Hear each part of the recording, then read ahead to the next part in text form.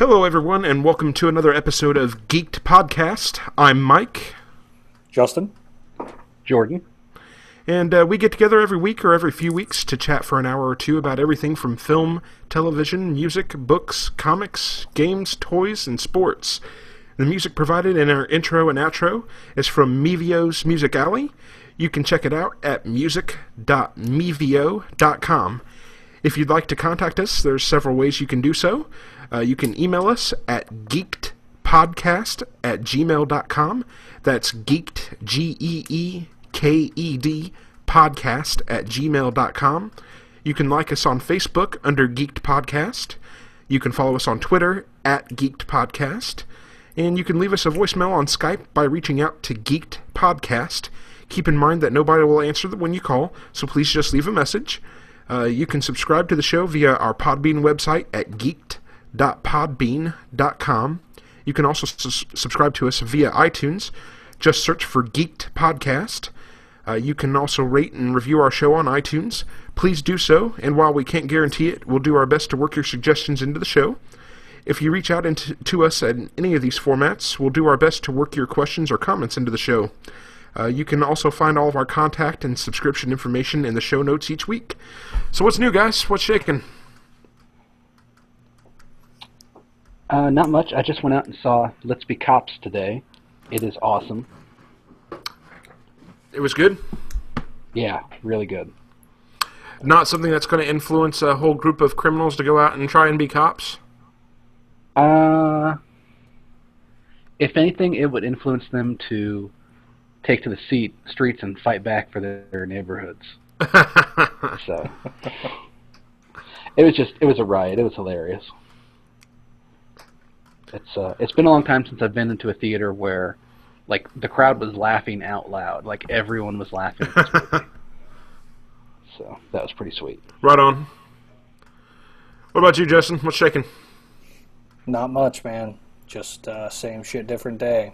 I again have been consuming lots of preseason football, and unfortunately, last night was at a wedding, so missed most of the Indianapolis game. So I didn't see the highlights. Shit, I saw Drew Brees kind of decimated our defense for the 3 series that he was in. So yeah, you didn't miss anything. The Colts got ate up. It was awful.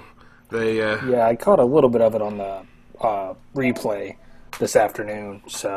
But I came in like after Drew Brees was even out of the game, and it looks like our offense just kind of stalled out after that point. So yeah, I mean, technically, Luck should have had 2 interceptions yesterday. He got credited for 1.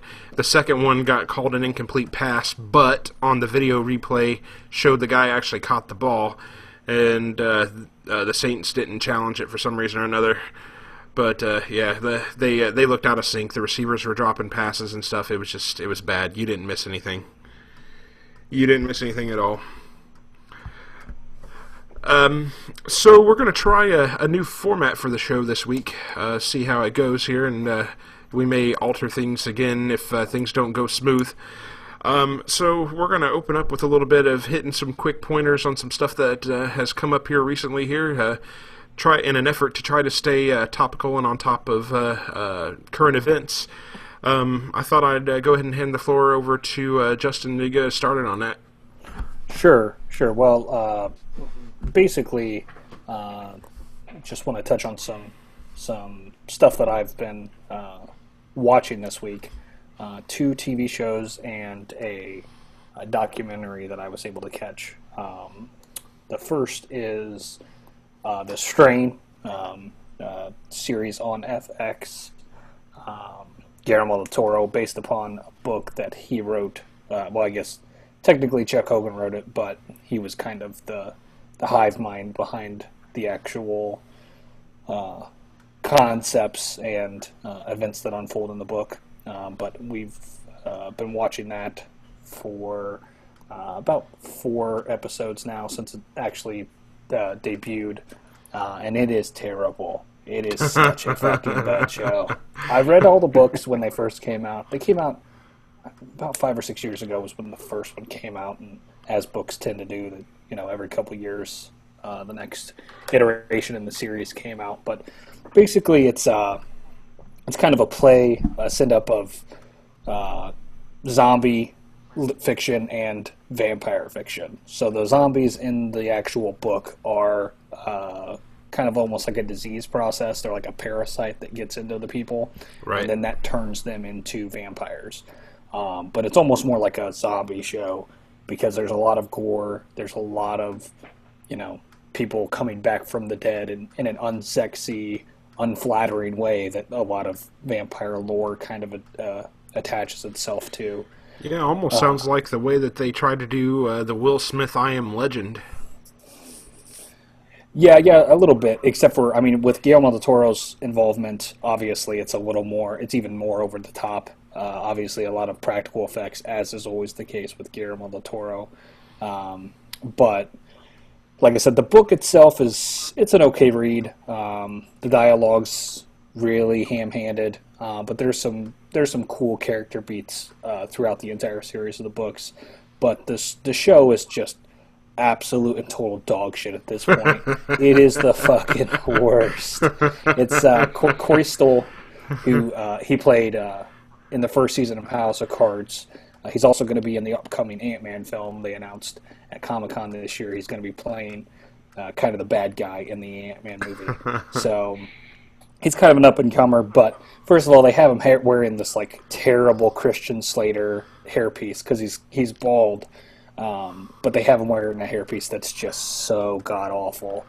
And then they have Walder Frey, or what's his name in the Harry Potter series? The guy that keeps up the Hogwarts. What's his name? Filch? Yeah, you're Argus Filch. Frodo? Yeah.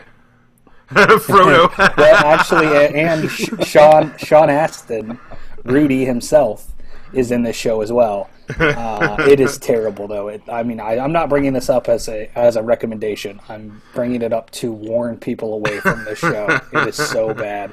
It's not like the worst show I've ever seen, but it just tries so hard to be good, and it doesn't accomplish or hit any of the notes that it tries to hit. So, like I said, not good. Some of the practical effects are pretty cool. The concept, kind of cool. The casting, totally off.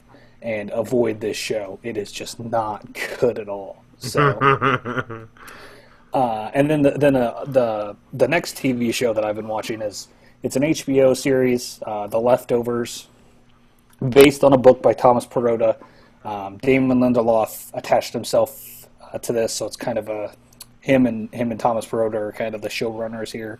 Just got announced that it got picked up for a second season, which The Strain was as well. But I read the book. I read the Thomas Perrotta novel when I saw promos for this show because I was really excited. The book is kind of a meditation on loss. Basically, the conceit is that 2% of the world population disappears one day. Nobody knows why. Nobody knows what's going on. But the book kind of picks up 3 years after that event occurred. So it's kind of understanding what these people are kind of going through, having lost people, their loved ones, acquaintances, and it kind of just follows a story of this small town in Massachusetts. The show itself is very different than the book, although it kind of uses the book as a framework to kind of hang different things on. But with Damon Lindelof's involvement, there's kind of an underlying mystery to the entire show, kind of is this a supernatural occurrence, and what exactly is unfolding with the characters in the book. And so far it's been pretty intriguing. It's a frustrating watch because it's very dour, it's very, very depressing show to watch, and with the mysteries, as is the case with a lot of people that have watched Lost, myself being one of them. Did either of you guys ever really get into Lost at all? No, I didn't. But I know a lot of people that did. So the series you're talking about?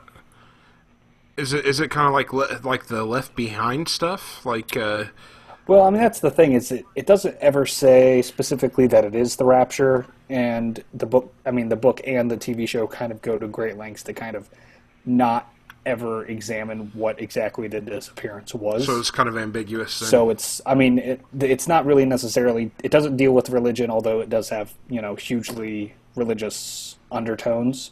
But it's not like, oh, all the Christians got taken to rapture. It's, in the show specifically, there's a reverend, and he kind of, his mission is to disprove that it was the rapture, which is pretty, like I said, a pretty interesting character note, because, if it was the rapture, why didn't he get taken, Right. So, yeah, like I said, the mysteries, hopefully, like I said, I'm reserving judgment, because at this point the show has really gotten me frustrated, because they haven't answered the questions that I want to see answered.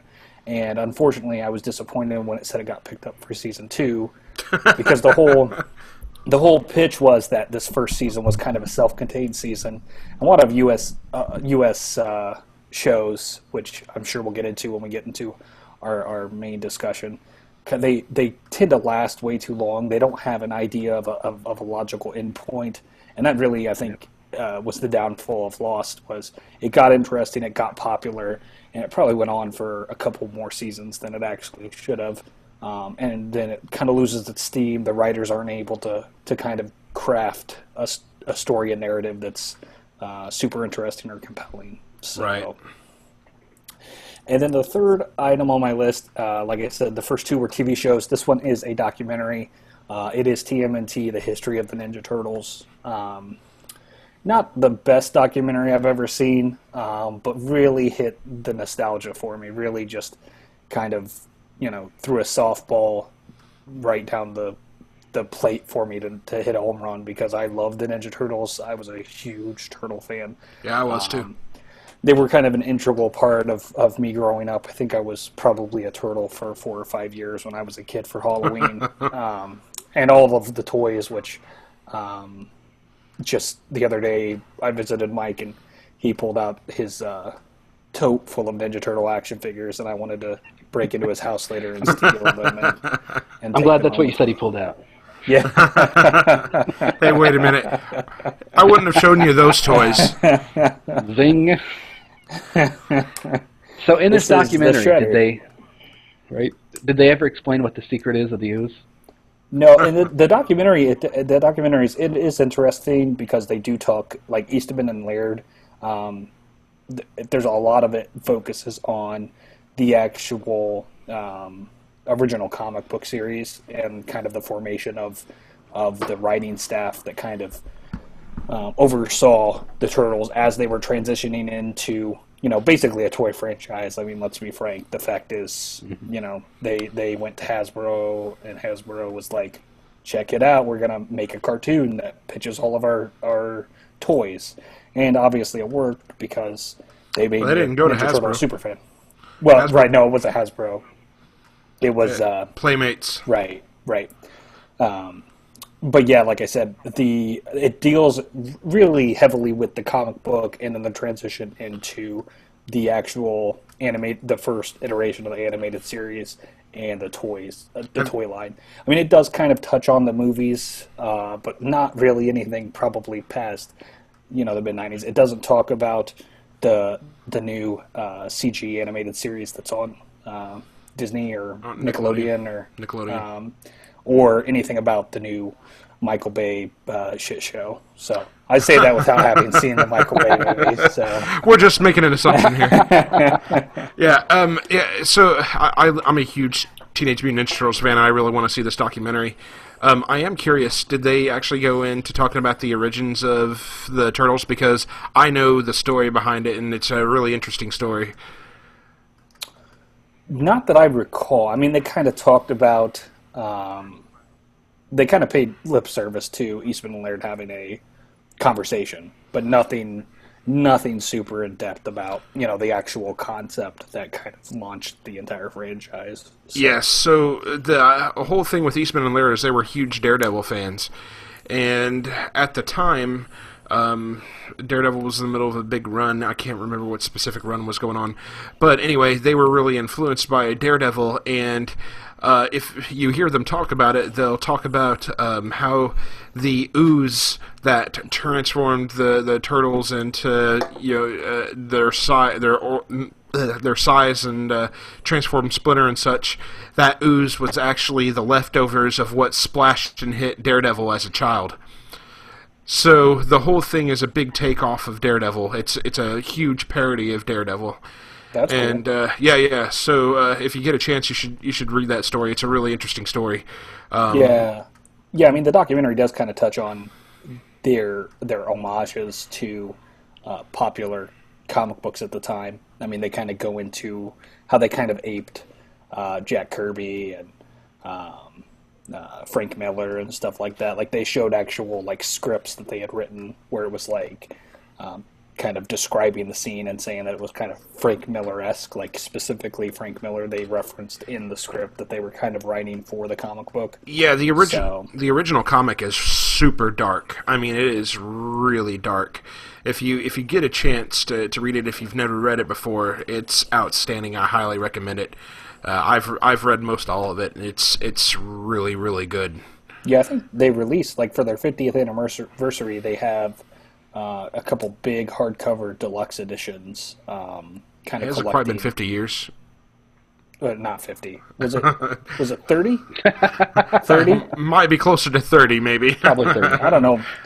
I don't know, man. It's been a long week. 50, yeah, 50. They, 30. Right. I don't know. 30. Let's go with 30. But yeah, they capped it off with showing, because I guess Eastman and Laird kind of had a falling out, and they didn't talk to each other for a whole lot. They didn't really get into the particulars in the documentary, but it kind of shows them kind of toward the end of the documentary kind of going to a signing of this 50th/30th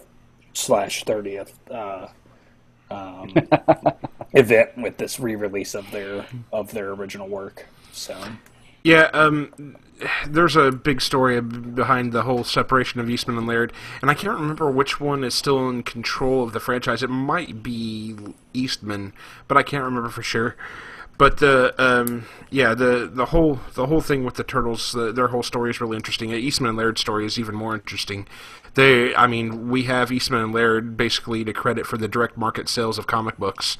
Prior to Eastman and Laird doing the Turtles, there was all you would ever find comic books in was if you could find the rare comic book shopper on a spinning rack in a gas station or something like that, and they are basically responsible for the creation of direct market sales. And they're in my book, if they are the originators of the independent comic scene. If not for Eastman and Laird, there probably would be no indie comic scene. So yeah, they get big props in my book. Well, yeah, and there also was a couple of other interesting points in the documentary, like the people that have touched that franchise that I never really had any clue. Like in the original animated series, the voice of Shredder was Uncle Phil from The Fresh Prince of Bel-Air. Didn't know that shit at all. And then the Coming Out of Our Shelves, the live musical the Pizza production Hut that kind of promotion. spun out of was it the second movie? Probably the second movie was about second. when that came out. Michael Ian Black, who's a comedian that he's kind of got bit parts in lots of stuff. He was one of those turtles. Like he dressed up as a turtle and performed. So It was kind of, like I said, there was a couple of surprises in there that I was like, is that fucking Michael Ian Black? He was a fucking Ninja Turtle? So I am not afraid to admit that I still have that fucking CD. I love that CD. I still listen to it. We're coming out of our shells. Oh shit! I listen to that nonstop. People hate Secret of the Ooze, but I'm sorry. I fucking loved that movie. I was a kid when it came out. It's a kid's fucking movie. It's a kid's like Tokar and Razor. Tokar, Razor. Yeah. Yeah. What is there not to like about that? And there's a Vanilla Ice scene in the middle of it. Great movie. Yeah, I love the second Turtles movie. And in fact, the first one's great too. And first one's my favorite, but the second one is a very close second. Oh yeah, I mean the third one is dog shit, but the second one was I really liked. So See, the third one's my favorite. Really? You like the Really? Turtles in Time concept? No, I've seen that one more than the other two probably. Wow. But I just remember like April was in a skirt in that one. Well, it was. I mean, it really was. It was a way more interesting, idea than going back in time. But I mean, obviously, the first one. I love the first one. So. There was no fucking Shredder, so. Well, yeah. Yeah. I mean, I do have to say, and I don't know if you guys have heard this or not, but I love the first movie. I love the origin story of Splinter, as explained in the first movie, where he's the pet rat that learns, karate, and then Shredder kills his master. But in the new movie, I've not seen it again, but I've heard that Splinter learns all of his sensei bullshit from reading a fucking book, dude. So what I don't the know. fuck? I mean, that's like the most lazy ass script writing I've ever heard in my lifetime. My He's God. got to know this shit, right? It's like he found a book. Okay, we'll write that in. Like it's gonna make millions of dollars, and then we just push that shit down the pipe. Didn't they learn anything from Karate Kid, man? Fucking Mr. Miyagi went and took the book, and he said, "You can't learn karate from a fucking book, man. Come on." You can if you're a rat teaching space turtles. Apparently. Jordan, what's on your list, man? All right, so I just went and saw Let's Be Cops in the theater. That was awesome. That's got Jake Johnson and Damon Wayans' kid. What's his name? I think his name is Damon, isn't it? Yeah. It's Damon Wayans Might the be. third. Could be. Who is Damon Wayans? From the '90s actor is perfect. Like all his movies were hilarious. Oh But, yeah. they knocked it out of the park in this movie. They were just so funny, good chemistry, and of course they're on New Girl together, so they do have a lot of funny chemistry. It's got Rob Riggle in it, who's kind of like the straight cops. He's not the comic part of this movie. So I thought that was Surprising. pretty good. Yeah, Rob Riggle's a Yeah. funny ass dude, man. Yeah, and he the guy that it's in the face. It's in the face. Yeah, that guy.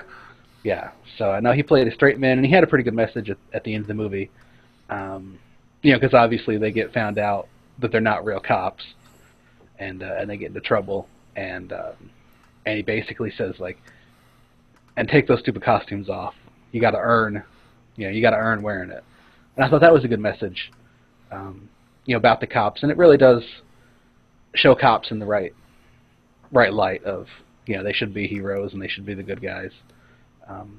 And even the Wayne's character, his real job is he's a video game designer, and the game he's pushing is you play as the cop, and you're fighting the bad guys instead of you're the bad guys shooting the cops. And so the first time he pitches it, everybody's like, "That's stupid. Everybody wants to shoot the police. Nobody wants to be the cops." So I thought it was a pretty good movie for those kind of messages, plus the fact that it was just hilarious. Right on. And then on TV, I watched Riddick the other day, the Vin Diesel sci-fi. This is the third in the series. It was Pitch Black, and then Chronicles of Riddick, and then this one was just Riddick. Right. That's pretty good. It was better than I expected. You wouldn't think he would be the kind of sci-fi guy. I don't know what he's doing in this movie, but he played it pretty good. It's got a couple of good characters in it. Yeah, Vin Diesel's actually kind of a big nerd.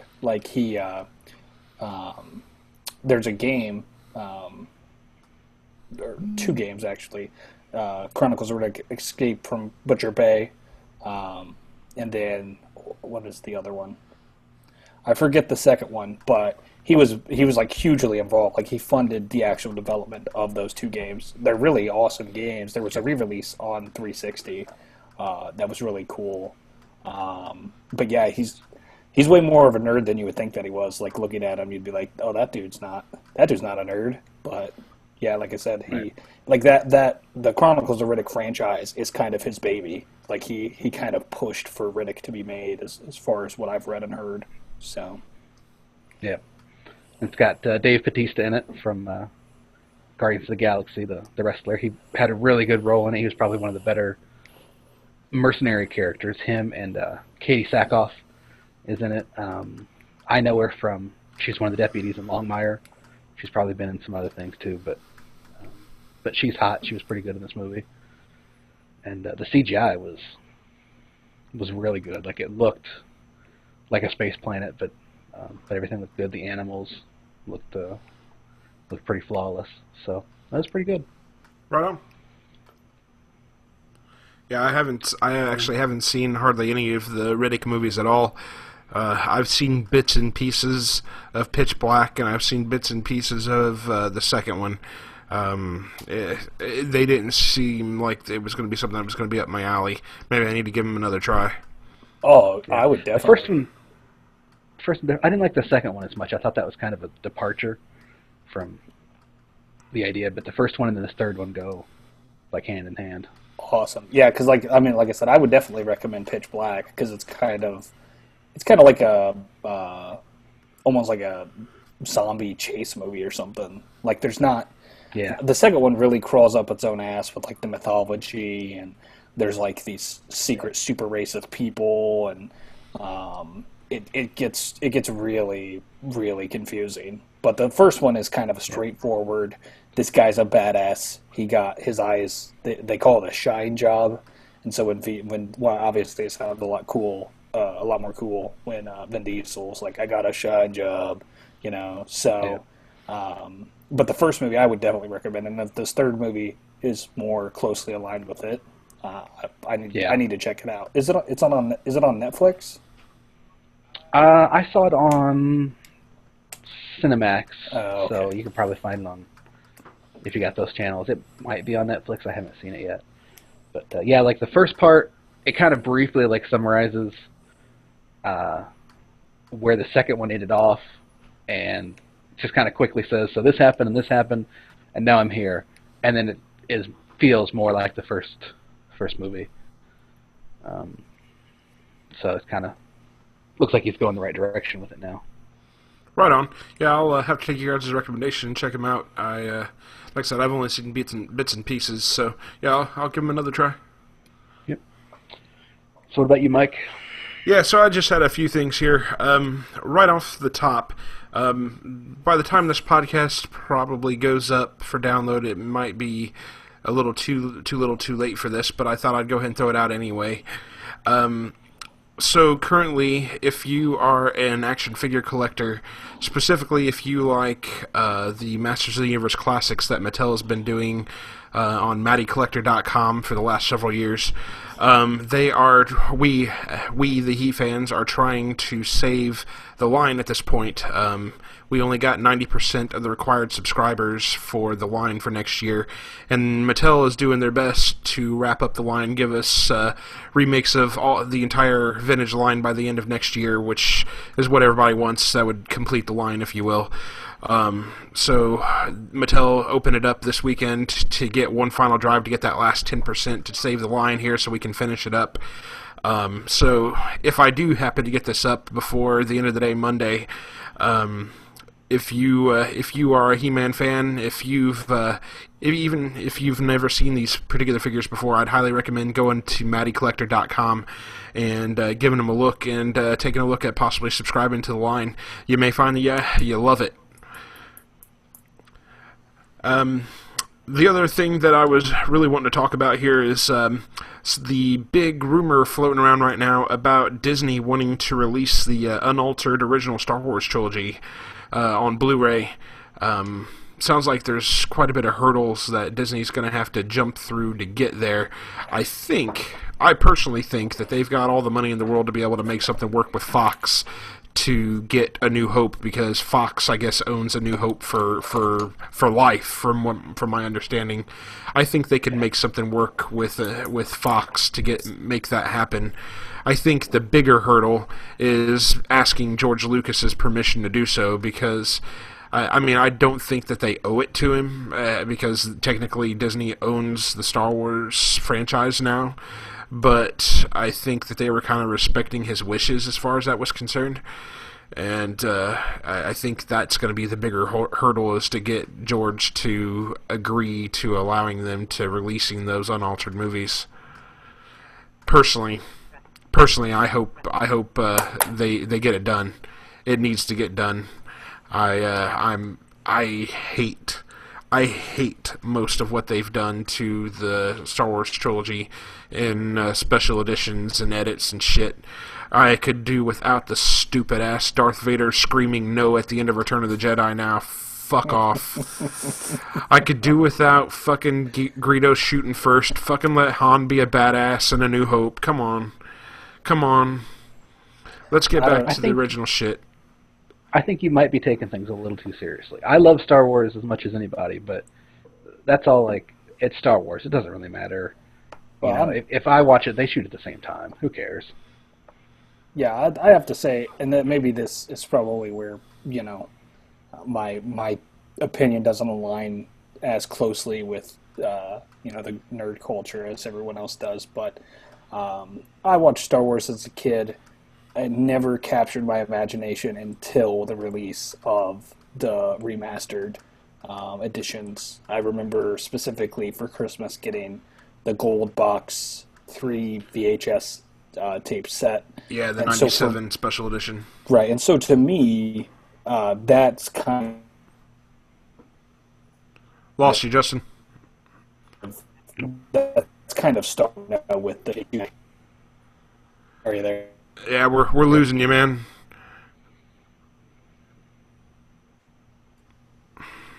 We lost you for a moment. Yep.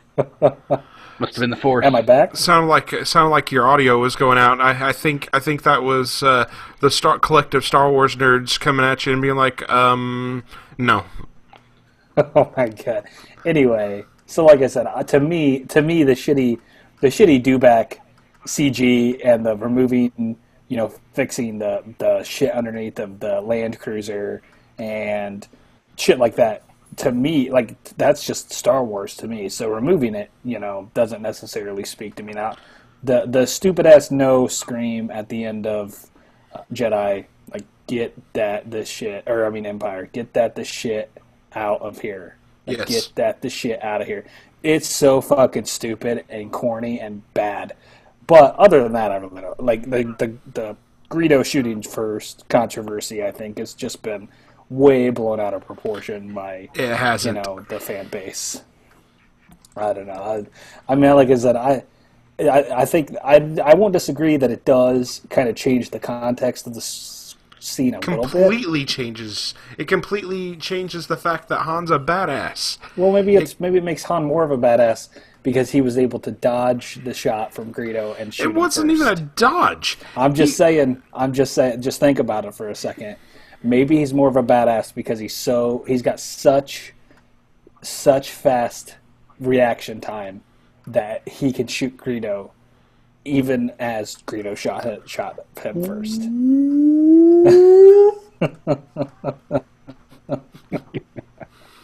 I don't think Han's that much of a badass. What all did he do in the original trilogy? So he shot that green guy, and he flew the ship.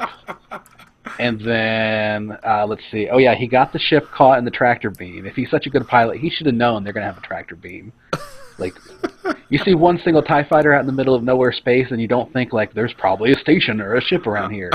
No, he's all like, they must have got lost. Lost from where, dummy? Like, he's not the hero.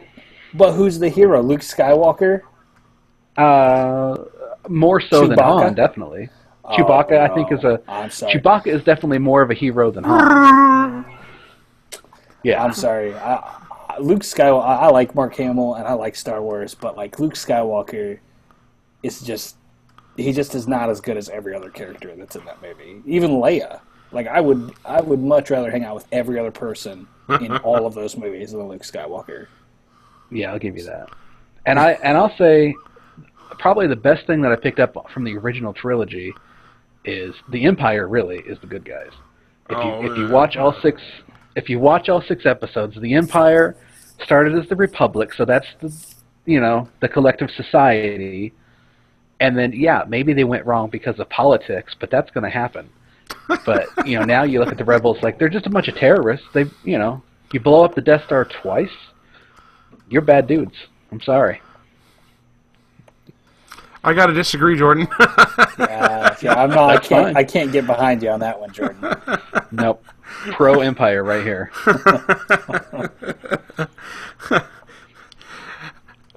So yeah, one other real quick note before we get into the meat of our discussion here. Last week we had talked about real briefly about EA's early access. Providing and what it does and doesn't provide, and I found out some shitty news here that makes me hate fucking EA's guts even more. So apparently, you go out and spend all that money for the stupid early access, which is the only way to get early access to fucking Madden this year, and it turns out you only get 6 hours of gameplay of the full fucking Madden. We're losing your mic. Are you losing me now? Yep. Bizarre. EA and Disney, they're pretty tight. Is this any better now? Yeah, it's better. Yeah, okay. I can hear you. Yeah, so EA's early access turns out to be bullshit. 6 hours of gameplay of the full Madden game this year for spending, what was it, $30 for the fucking early access shit? What the fuck is that? Yeah, but like I said, I have to say, that is super shitty. You're right. But again, that's not the entire package. You do have access to those other 4 games in the vault. Okay, so let's be real, though. Fucking Madden is the only reason people are getting this shit. It's the only fucking reason, man. Well, I mean, arguably, FIFA has become way more of a big player in that sport. I mean, it's way more popular worldwide. While I agree that FIFA is one of the more popular games, it does not sell anywhere near what Madden sells on a yearly basis, and is not EA's cash cow like Madden is. But this is your chance to get into it, though, right? Like it's a sample of FIFA. Well, I mean, I don't know if that's necessarily the case. I would imagine that that's not the case. I would imagine that FIFA probably makes way more money than Madden just because it does sell in all markets. But regardless, like I said, I'm not arguing with you. That's fucking stupid. Like, who in their right fucking mind thought that 6 hours worth of time, 2 weeks ahead of time, was going to be worth it? And they have been quick to come out and say it's going to be a variable length for whatever game that is involved in the early access program.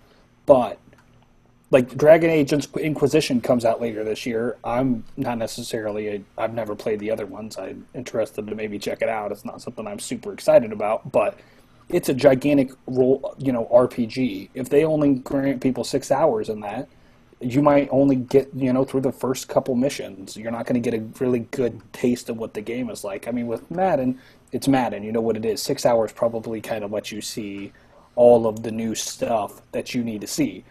Not saying that I, think that it's right. It sucks. And that is a terrible, terrible implication by EA as far as that's concerned. But like I said, I do think it's a step in the right direction of opening it up and having some kind of access like that for everybody. So I hope that next year they can right the wrongs of this year and kind of course correct. So 6 hours is probably a lifetime supply for me, so that's fine. And then is Battlefield part of that too?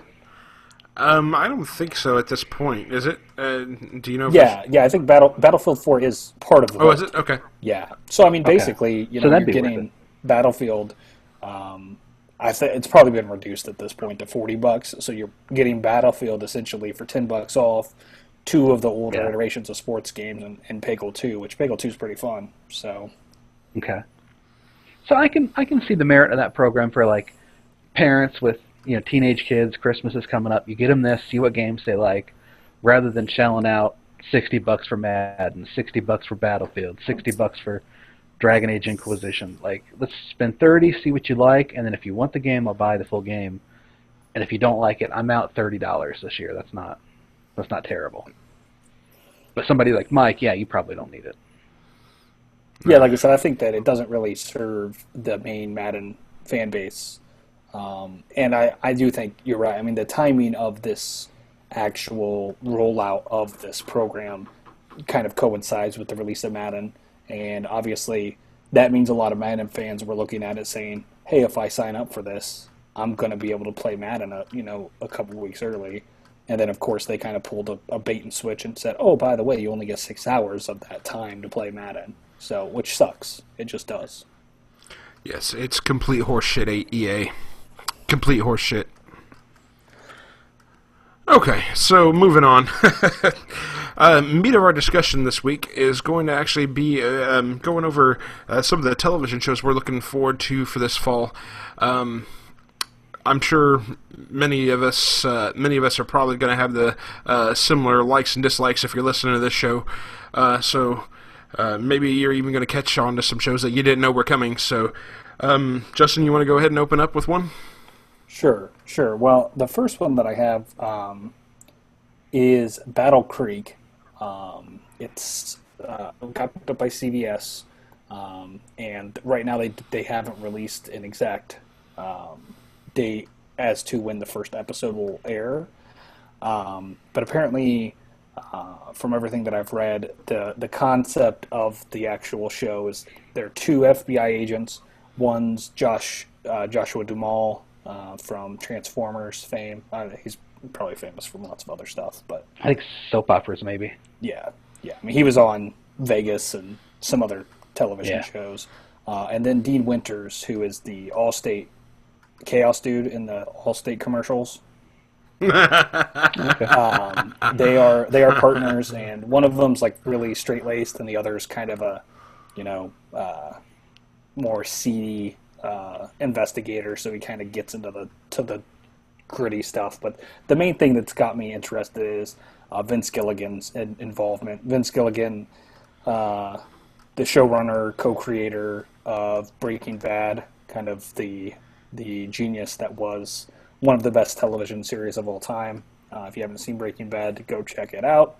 But apparently this is a concept that he was kind of kicking around, trying to get picked up by networks before Breaking Bad kind of caught on. And obviously, with the popularity of Breaking Bad, this is kind of afforded him the opportunity to kind of get this show on the air. So it looks, like I said, I haven't seen anything of it except for some stills, but Vince Gilligan, his involvement really has me kind of hype for it, and I'm hoping that it ends up being another show that I can really enjoy. So I'm going to say something. Yeah, I'll check that one out. I'm going to say something that the whole of America probably needs to hear. Procedurals can go suck my fucking dick. I am so sick of all the fucking crime procedurals that are just burying television right now. Fuck the crime procedurals. I'm over them. Yeah, I don't disagree. I might not be as vehement in my disregard for them, but I don't like them. I think they're usually really poorly written, usually really poorly acted, and I don't understand the fascination with, NCIS iteration 500. And this season, I believe there's 2 or 3 new iterations of NCIS and maybe a new CSI. Yeah, at least one new NCIS. Yeah, I mean, well, have you heard there's going to be a Walking Dead spinoff? Yeah, but I'm okay with that. It's not a fucking procedural, man. No, it's CSI Walking Dead, and they kill a zombie and they solve what happened to the zombie before he became a zombie. Oh my god! If that actually ever did happen, I would jump off of him. Right? It's coming. Find the nearest bridge. Jesus. It definitely, yeah. I mean, with the popularity of the zombie, culture that we live in today. I mean, it's zombie everything. I'm surprised that something like that has not already happened. Right. It's coming. Yeah. Everybody I work with watches. I think it's Criminal Minds, where it's got it's the FBI and yeah. That's definitely a popular terrible one. That's one of those that kind of deals with profiling and this like psychological unit. So everybody that watches it somehow thinks that they're really smart because it's examining the psyche of these criminal masterminds. And then I watched it. Right, but it's all BS. The stuff Yeah. they're saying, it's like that's not science. Exactly. It's Early- written to be dramatic and not to be, an actual examination Yes. of any kind of psychology. So Yeah, and early on in the series, I actually watched it because Mandy Patinkin was in it. And, Mandy Patinkin's really picky about the roles he takes and stuff. He didn't stay That on the sounds like show. a porn name. You don't know who Mandy Patinkin is? He's Saul I on, did not. on Homeland. Have you seen Homeland, Jordan? I have not watched that one yet. It's the first season, definitely. Second season, cool. I did not get through this third season, but Okay. he's on Homeland. It's really good. And Mandy Patinkin, man. I mean, the Princess Bride. Come on now. Yes. Yes. Yeah. And he was really the whole reason I was watching the show. After he left, I stopped watching it for the most part. So, but yeah, anyway. Jordan, what you got, man? Probably Justified, which it is a crime drama, but it's a little bit less procedural, and it's more story driven, where it's kind of like one case overall. This is going to be the last season for it, so I think it's going to tie, all the other seasons together and kind of wrap it up nicely. So That's Timothy Oliphant, right? Yes. Yeah, and Walton Goggins, he was on The Shield, and he's been on some other stuff like Gamer, I think, and a few movies he's had some kind of bit parts in. But this last season looks awesome. It looks like they're going to kind of put Boyd and Raylan at odds, and it's looking to be something that's really interesting. So, Yep. Yeah, every season's been really good. Yeah, I haven't watched it myself, but I've had many people rave to me about how great it is. I need to sit down and check it out when I have some time. But it does. All the trailers I've ever seen for it looked great. I've never sat down to actually watch it. oh yeah, it's definitely something that I think you would enjoy, Mike. I mean, it's a modern day Western based upon.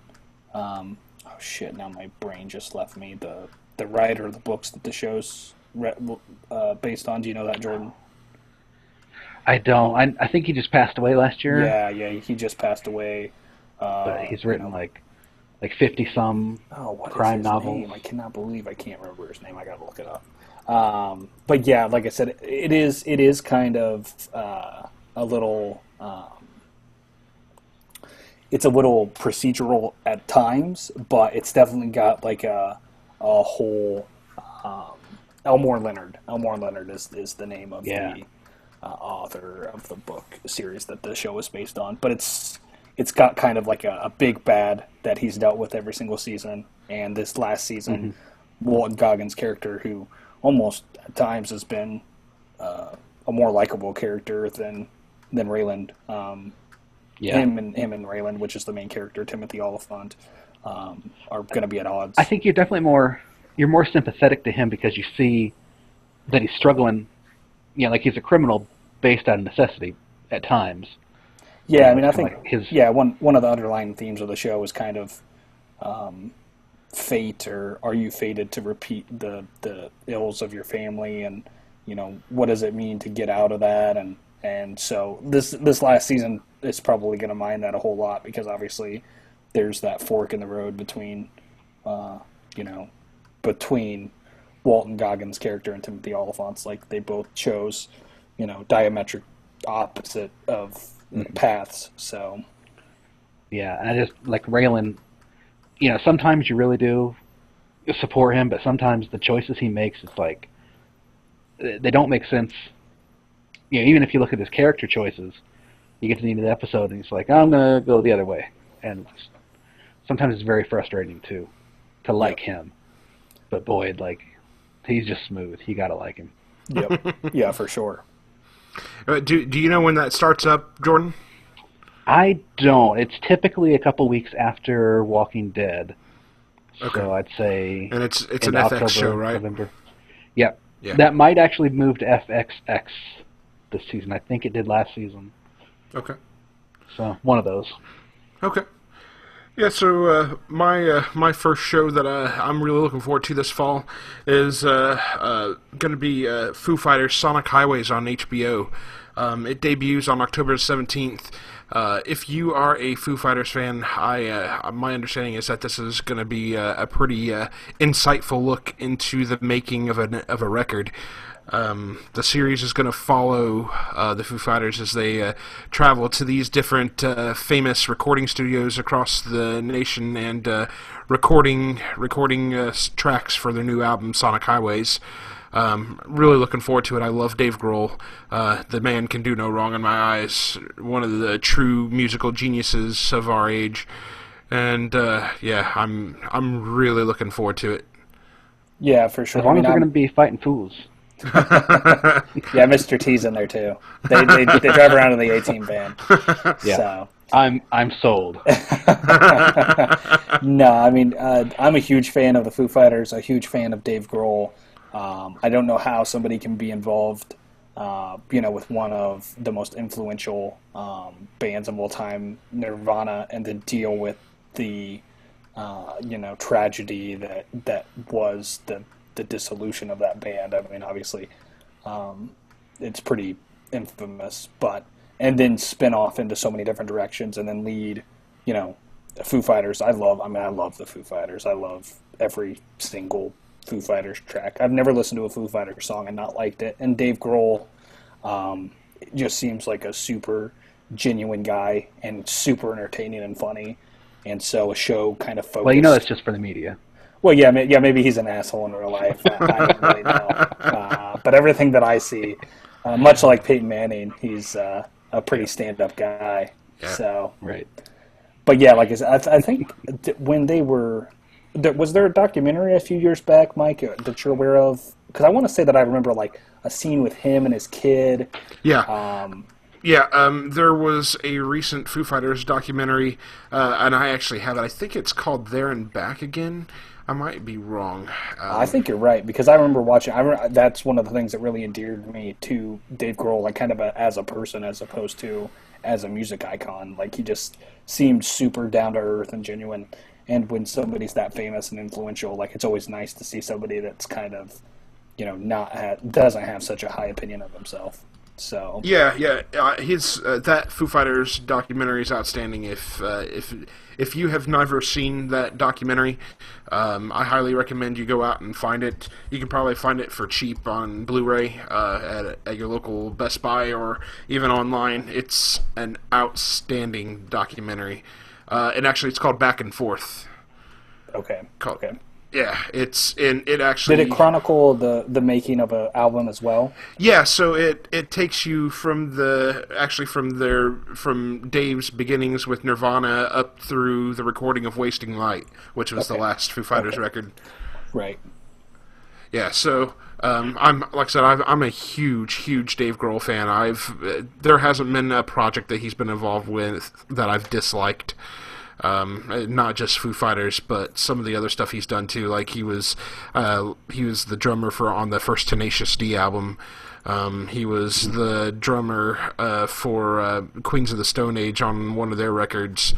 Yeah, I mean the guy is just a phenomenal musician, brilliant musical mind. Yeah, for sure. I really liked the album that they had a few years ago. It's probably like 5 or 6 years ago, that had it was kind of a dual CD, and one was acoustic and one was not. In Your Honor. In Your Honor, yeah. I've really liked that CD. I listened to that maybe more than any other Foo Fighters CD. It really just kind of came out in a time that I had a whole bunch of driving to do, and I just kind of rocked out to Foo Fighters. So. Yeah, that one of my favorite all-time Foo Fighters songs off that CD, off that album, No Way Back. I fucking love that song, man. Yeah. I crank that shit on when it comes on, man. It's that fucker's all the way up.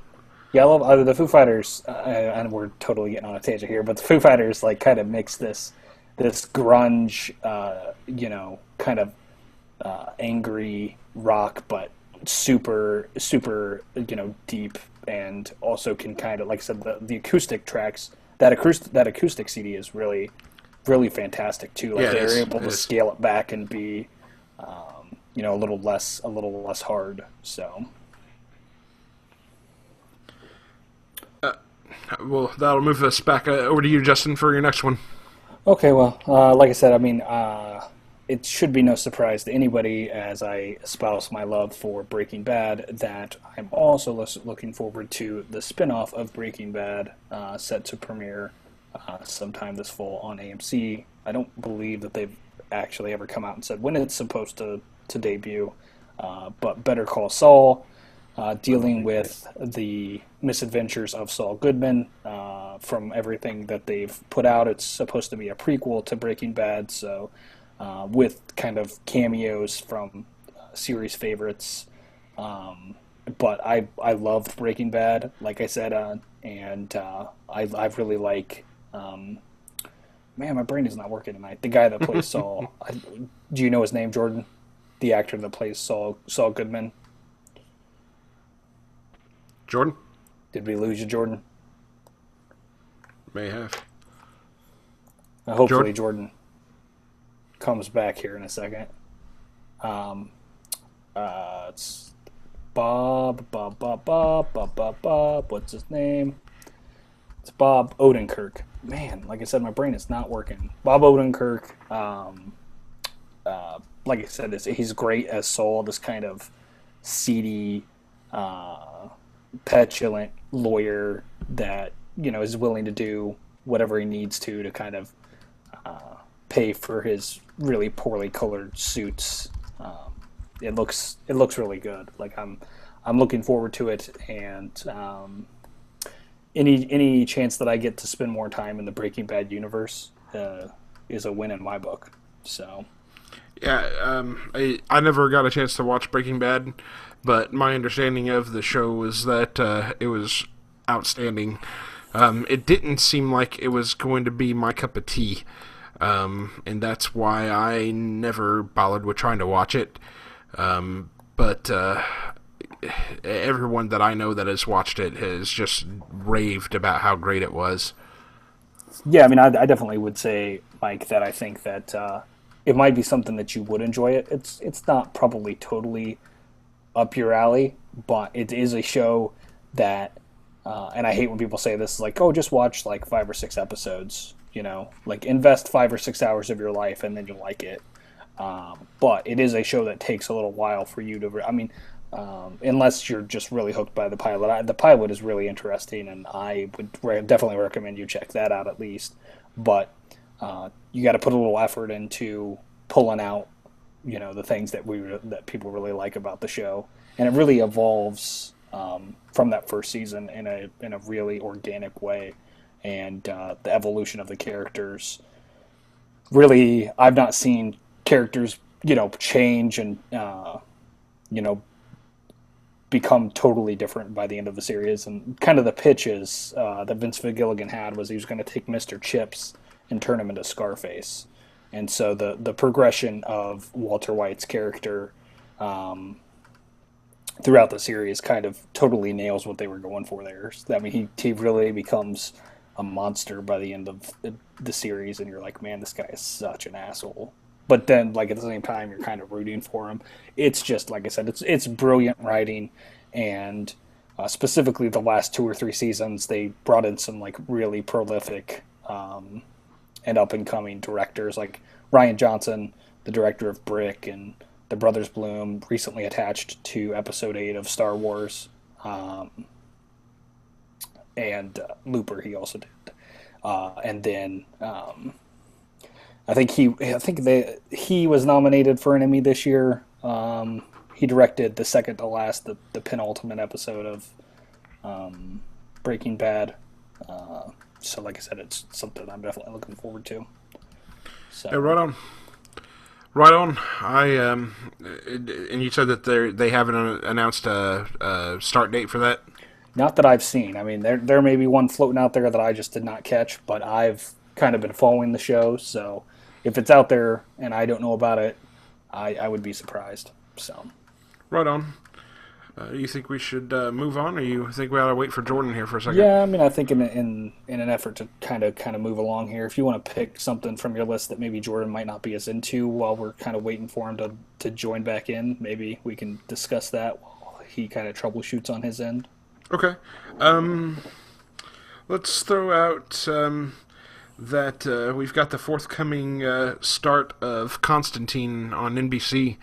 I'm not sure if Jordan would be into it or not, but we might bring it up with him here when he gets back. But yeah, so after the absolute failure of a movie that was the Keanu Reeves starring Constantine. Oh man, I really like that movie. Oh, I'm sure you do. I do. I really do.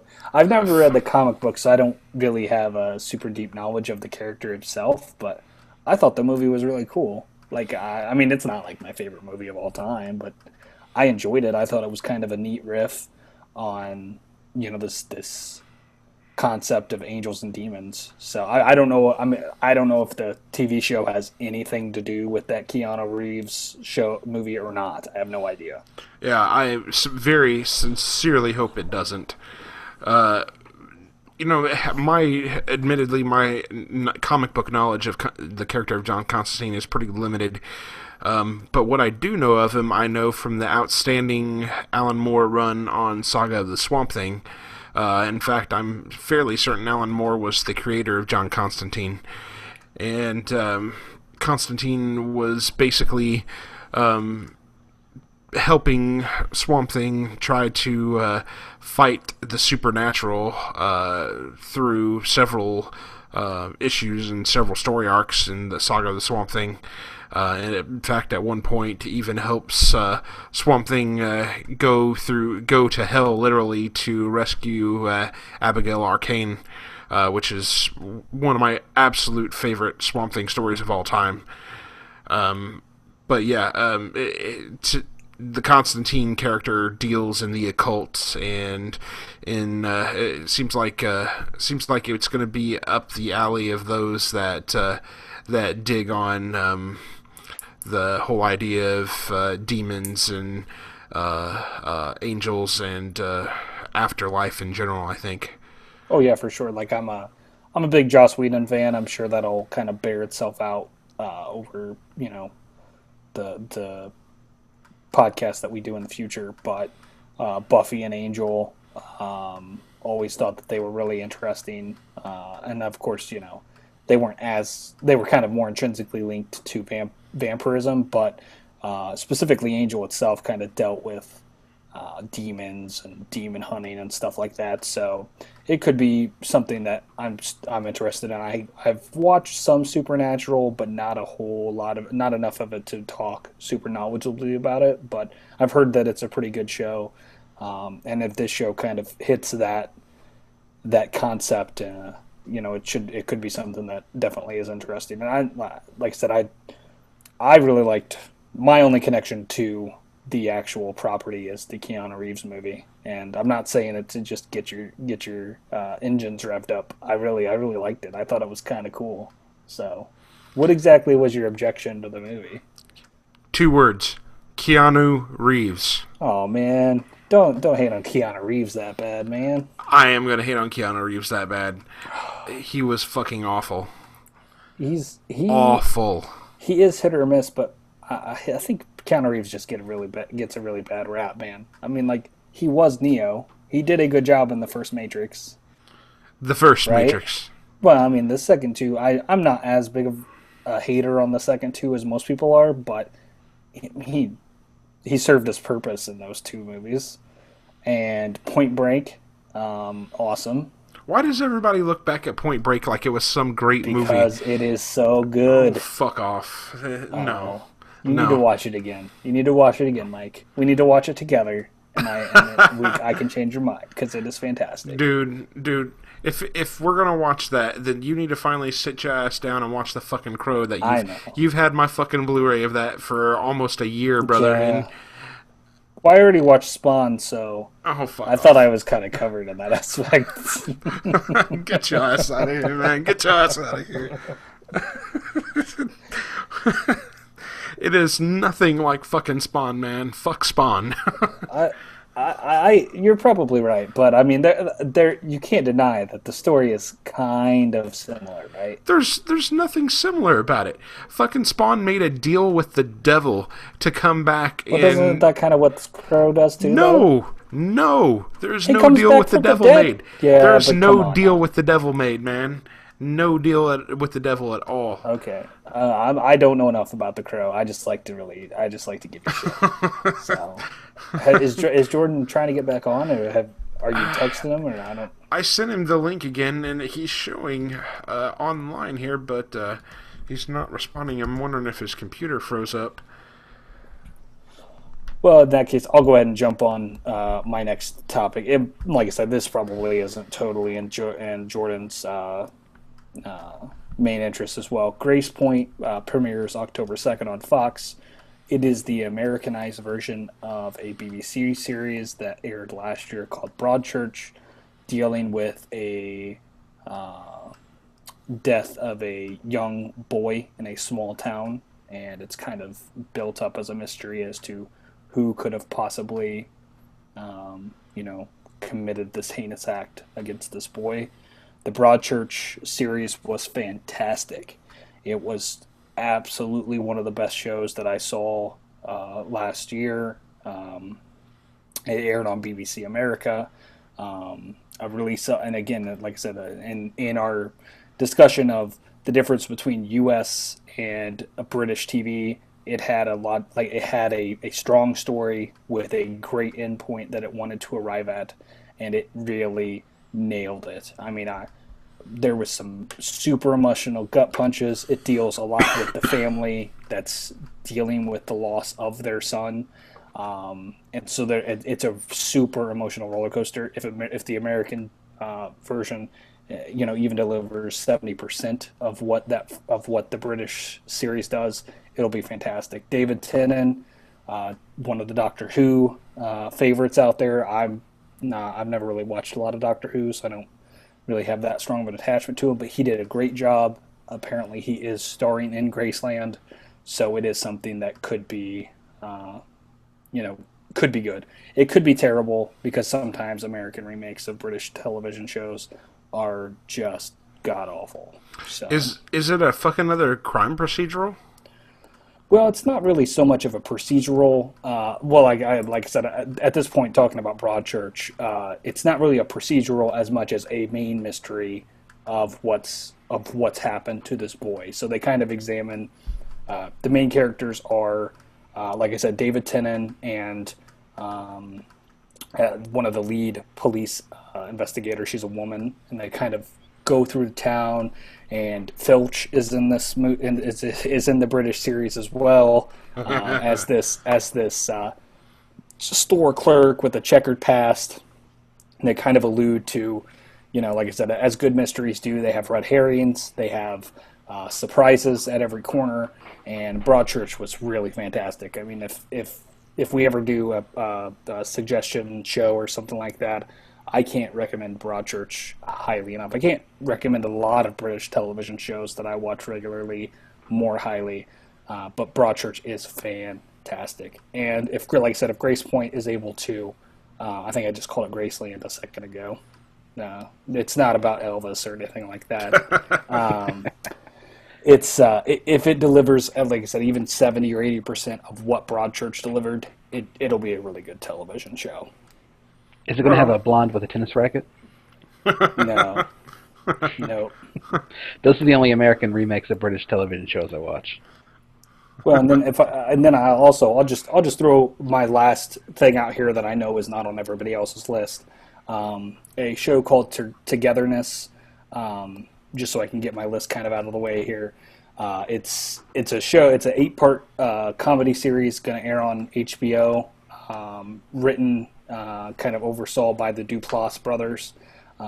They've been involved in the Mindy Project as actors, but they're kind of indie filmmakers. Jeff, Who Lives at Home, just released The One I Love.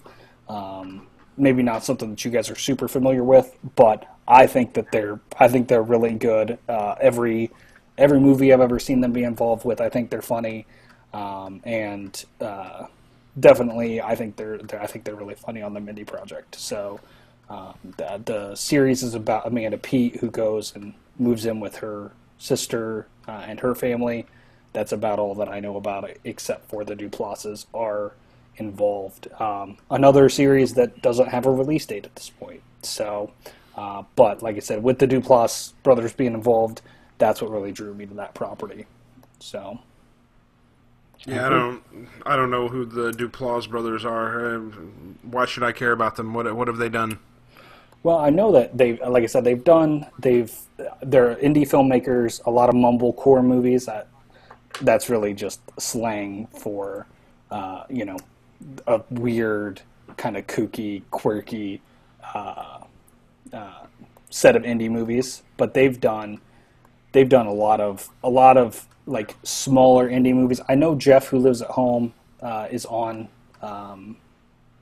Netflix. They did Cyrus, who had Jonah Hill in it, and like I said, like Mark Duplass. You probably would recognize him if you've ever watched The League. He's on The League. The League is really good. It's about a fantasy football league. Yeah, it's really something I think you would enjoy, Mike. I think it's on Netflix. Also airs on FX, and I'm sure it's set to return this fall. I've never been able to catch up with it, so it's one of those series that I hope to catch up with when I have a massive amount of free time to catch up with all the shows that I need to catch up on. But he's on that show. How to sell that show. What's that? I watched The League, and you know how I feel about football and fantasy football. Yeah. Yeah, I watched the first season, and I thought it was fantastic. It's hilarious. Yeah. And Mark Duplass in it is hilarious as well. So good luck catching up with a kid. Well, that's exactly right. I have even less time now than I ever have in the future. So, but yeah, like I said, they both together as a team have done, like I said, some small movies, specifically Cyrus and Jeff, Who Lives at Home. I would suggest Jeff, Who Lives at Home, because it really is really good. It's got, like I said, my brain is not working. Jason Segel Jason Segel, that's his name. The guy from The Office, Ed Helms. Yeah, Ed Helms. I didn't care too much for that movie.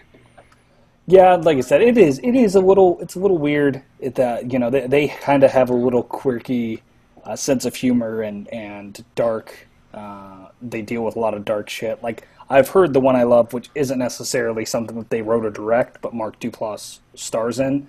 I've heard that it's really weird, but really good. I'm looking forward to checking that out at some point. So yeah, I know he's in a movie for like time travel, and that was really good. It was kind of a weird indie film, but he was definitely in Safety Not Guaranteed, which again, if I could recommend that, I think it's fantastic. Aubrey Plaza, and it was really good too. So that's definitely, or was on Netflix. You know how Netflix kind of rotates their catalog out. So at one point in time, Safety Not Guaranteed was available on Netflix. So yeah. Really good. Hey, Jordan, welcome back, by the way. Thank you. So we talked a bit about Constantine coming up on NBC. Didn't know if that was something you were interested in, but thought I'd bring it back up just in case you were. I don't know anything about it, so... Okay. So, yeah, it's based on a DC comic books character, John Constantine, otherwise known as Hellblazer. Oh, okay. So I don't know how much you know about it, but we brought it up. So, yeah, since we've already dug into more of our shows, why don't you go ahead and hit up another one of your shows, man? All right. Community, the hybrid show, when it finally hits Yahoo. I'm really excited for that and to see what they can do with that. Yeah, I mean, do you know any of the particulars of how they're distributing that show, Jordan? I have not heard yet. I'm hoping they do it like weekly, so you can tune in, but it could be like Star Wars: The Clone Wars, when Netflix picked it up for one season. They just filmed it all and then put it all out at one time. So could go either way. Yeah, I would think it would probably be more episode. Right, Netflix has done that with a couple of series. I mean, House of Cards and Orange is the New Black, which is both really good shows. But it did kind of change the nature of spoilers and stuff like that. But I'm looking forward to Community. I'm just hoping that they don't put it behind some kind of paywall or something like that where I can't watch it without subscribing or something like that, because I love Community. Dan Harmon. Oh yeah. Dan Harmon is just weird. I mean, it's just a really weird show, and if you're not into the weird humor, you will not like that show. But if you are into it, you will absolutely love it. Like everybody that I've ever talked to that likes it feels it's kind of got this weird sense that a lot of weird quirk has, where you feel like it was made just for you. Like you feel like you're the only person that would have gotten that reference. But obviously there's millions of people that do, because lots of people like that show. So, but it can be off-putting. I've heard a lot of people say, it's way too weird for me. So, yeah, I tried watching it with Jordan. Brought the first season over once, and I tried watching it. And I'm like, it's just okay. I wasn't sold on it. I mean, I think there's definitely going to be like 1 or 2 episodes that really reach everybody, and they're going to be different episodes. The Halloween episodes specifically, and the paintball episodes, I would point to as an entry point into the show if you are interested. I mean, if you're interested, start at the beginning. It's not necessarily something that has like a super deep storyline, but the characters do progress. Yeah, if you start on season 4 or 5, you'll kind of not understand the dynamic of the group and stuff like that. So, and they do have a lot of references to earlier events that happened in the series. So, yeah, I think it's probably one of the better shows where there is breeze from one episode to another, where you don't have to necessarily watch them in order, but if you do, you see the character growth and the story progression, and they even tie it in from one season to another. And I think those are the kind of shows that I always like more of, where people adapt and stuff. Yeah, for sure. There's definitely a lot of character growth and change in that series, and Lord knows, they all need it, because they're all, it's just a band of misfits that kind of, worms their way into your heart, for lack of a better cliched saying. So. Yep. We all have community worms.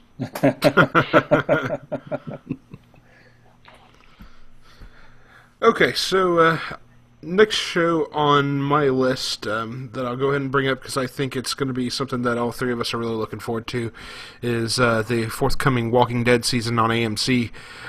Starts off on October the 12th. Where they are at as far as the TV series is concerned, and I guess if you're trying to line it up with the comic books, because I know all 3 of us read the comics avidly, they should be heading into, spoilers, they should be heading into the Fear the Hunter storyline. And I'm not sure that for some reason AMC hasn't lost its nerve, because I don't think that's where they're going with this storyline at all. And just from what I gather from the trailers and stuff, it doesn't look like they're going to be broaching the cannibalism story arc from Fear the Hunters, which is disappointing, because Fear the Hunters was one of my favorite Walking Dead story arcs in the comics. I'm not sure where this whole thing is going. Looking forward to see where they take it, just to see if they surprise me with it. But I'm not for certain that AMC hasn't lost its nerve at this point. Yeah, this might be a conversation more for offline, but maybe before the actual premiere of the new season, maybe it would be a good idea to have a podcast where we kind of just specifically talk about The Walking Dead. But I'm sure as future iterations of the podcast will bear out, I will probably become known as the Walking Dead hater, because I will constantly tear apart all the stupid shit that this show does. Like you said, the Fear of the Hunter storyline in the comic books is really cool. One of my favorite kind of arcs within the comic book, and I think you're right. I think they alluded to what was going on. I think they alluded to cannibalism in that finale. But it looks like, from what I've seen, unless they really are showing a deep dive into what's going to happen in the series, it looks like that's going to resolve itself really soon. And from everything that I've seen, spoilers again, it looks like they take the lead guy from that camp and like venture out with him. Like there's scenes in the trailers that show kind of him with their group like walking around. So I don't know what exactly that means. I don't know, what implications that actually has for the rest of the show. But in my estimation, that would mean that they probably wrap up them being locked in a, train car 3 or 4 episodes into the season and move on to another conflict. Which, I mean, the Fear the Hunter storyline's not it's not a super long arc in the book, but it ends in a way more interesting way than I think the show's probably going to handle it. So, yeah. Well, hopefully it takes them less than 3 episodes to get out of that train car. Yeah, well, that would be a really boring ass show. Right. Well, yeah, they're not out there the second week. After those terrible ass Governor episodes from last season, they could fucking have 7 episodes of them trapped in a train car. I think you like the Governor episodes, didn't you, Jordan? I hated them. Yeah, I would say those are probably my favorite episodes from the series so far. My biggest problem with it was not the actor they chose, because I liked the actor that they chose to play the governor. My biggest problem with the governor was that they tried to make him more three-dimensional than what he actually was in the comics. He was such a straight-up villain in the comics. There was none of this bullshit about, well, maybe he's ambiguously a good guy, and maybe, there's a redeeming quality about him and shit. There was none of that in the comics. He was a straight-up villain. Well, I think that you're right, and I say this as a fan of both the comic books and, kind of the show. Like I said, I'll be known as the hater, but the actual storylines in The Walking Dead are not super deep. Like it's not some it wasn't kind meant of, to be deep. Well, exactly. That's what I'm saying.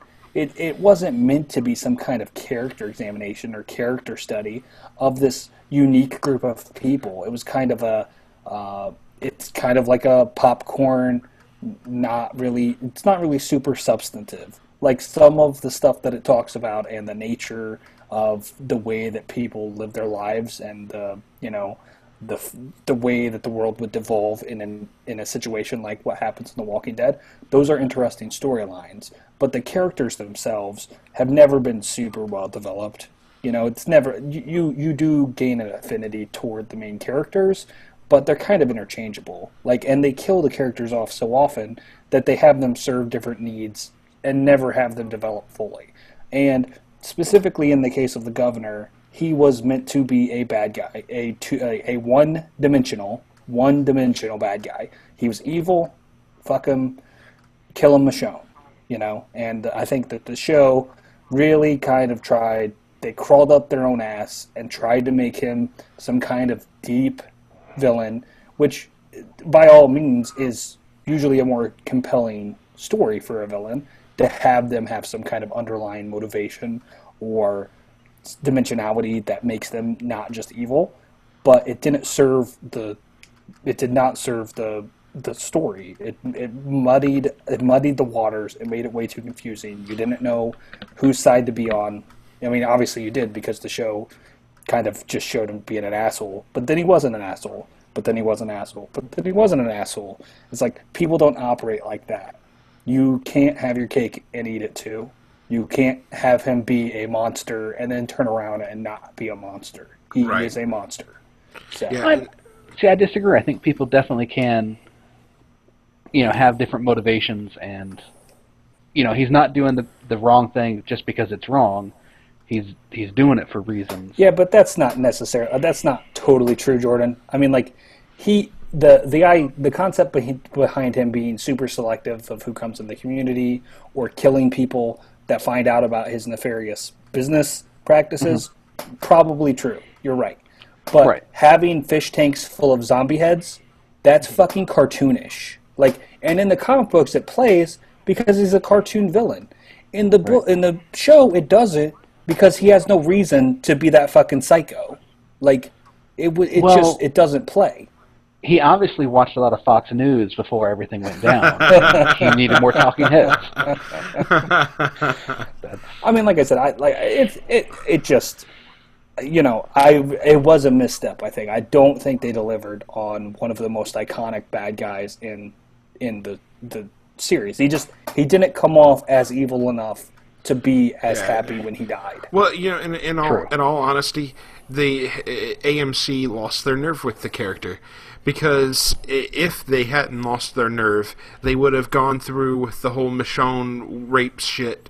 They would have had Michonne do the torture thing, which is one of the best fucking moments in the comic of all time. Oh, it is. It's super cathartic. When she finally gets her hands on him, and you're just like, fuck yes, Michonne. And then you kind of look at yourself in the mirror, and you're like, why was I rooting for that? Kind of fucking torture this person. And that would have been interesting if the show would have had the balls to kind of delve into the subject matter. Instead of paying lip service to this kind of rapey scene with Andrea. It wasn't Andrea. Maggie, where he touches her butt. And then then later on she's like, not to diminish any kind of acts of, sexual aggression. Yeah. But she touched her butt, and then later on she's like, Glenn, he molested me, and I was like, that was never explained to us. If that's actually, because literally all they showed was him being like bend over the table, and then he touched her butt. Not to say that is a terrible act in of itself. If it happened in real life, you're a total piece of shit if you think that you can just touch a woman without her consent. Fuck you. You should die. But that doesn't mean that's not consistent with her, acting like he raped her. Which, if that was actually the case, not that I want to see her get raped, but they should have shown us that actually occurred, so we understood what was happening in the context of that scene, or at least the beginning of it occurring. I mean, like him ripping her shirt off, or something like that. Something where you're like, oh man, he just raped her. That's fucked up. Instead of some half-assed. Allusion to the fact that he does like totally rape and torture Michonne in the comic book, and then she kind of does the same to him. That's way more interesting than the way that it played out in the show. So, but you also have to protect it for like kids watch the Walking Dead show. They don't read the book. They shouldn't be watching the fucking Walking Dead show. I would argue no kid should watch the Walking Dead show. And The Walking Dead shouldn't hedge their bets to try to cater to children because it's rated TVMA. I mean, standards and practices and the world of television is such that they can't show graphic nudity or, even the last line of the series or of the season this year where he says, what did he say? They're messing with the wrong folk. They're screwing with the wrong people instead of they're fucking with the wrong people. Yeah, exactly. Not as impactful. But no, not like I said, nearly. The reality is such that it is a television show. They have to play by the television rules. But that doesn't mean that they can't kind of skirt around those and make it a more interesting piece. Yeah, and on HBO, I think they could have done more. Yeah, I agreed. I think we've kind of derailed the topic a bit about the forthcoming season here. But I'm going to say this real quick, and then we'll move on from this. The one thing that I hope that they do in this next season, and America is going to hate me for this, but Baby Judith has to go. She has to go. If they would have just not lost their nerve with the end of the mid-season finale with the bloody baby carrier, they could have just left it at that and been done with it. But they lost their nerve. The baby's still alive, and I don't see the fucking baby serving a purpose for the rest of the show. In order to make it something that I really was super interested in, they need to kill off everyone except for Norman Reedus, and then I would really like the show because he really is literally only one of the only actors on the show that I think does a good job. The guy that plays Rick is okay. See, I disagree. I like Andy Lincoln quite a bit, but he's literally the only other person. I mean, Glenn sometimes has his moments, but he's not on the show long enough, for me to really like. And I like Lauren Cohen too. What's wrong with Lauren Cohen?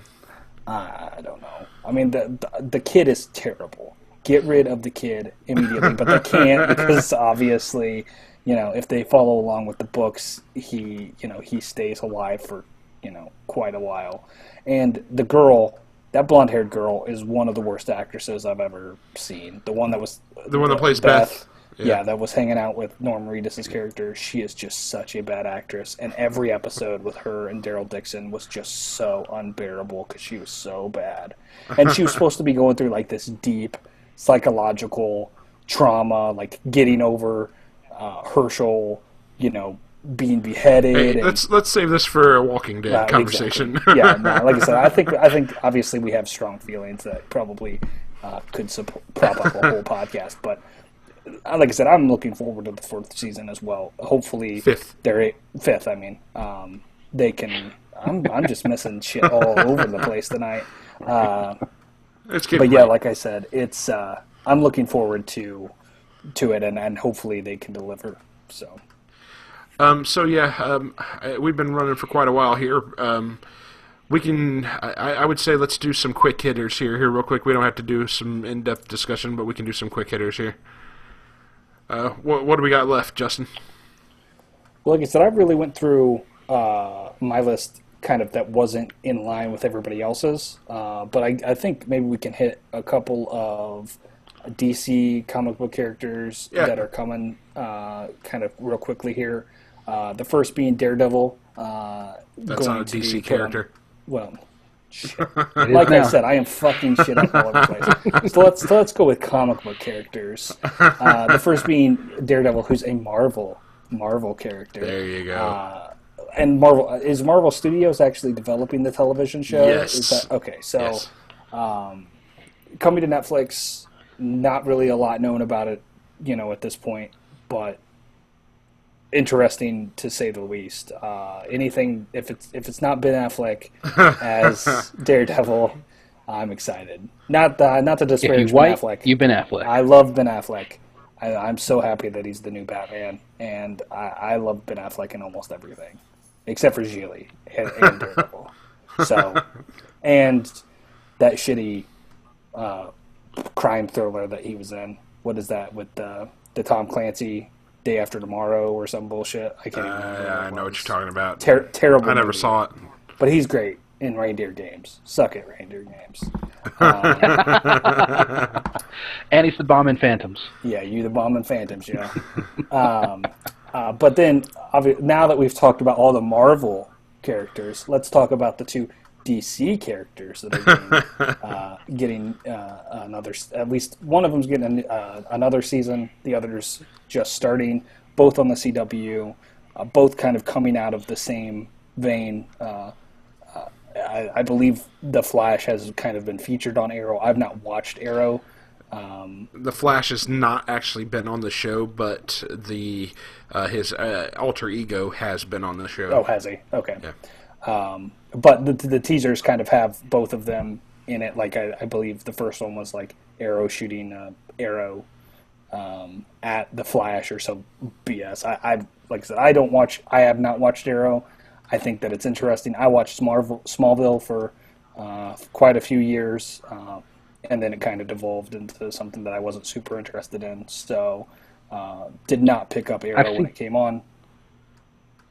Go ahead, Jordan. Yeah, I've seen a little bit of Arrow, but it doesn't seem like it's got the same quality that Smallville had. Yeah, my wife watches it regularly. I have not watched it myself. I know it's based on the character Green Arrow. And it seems like, my biggest problem with the CW series is that they seem to be against a superhero despite the fact that they're doing a superhero show. They seem counterproductive.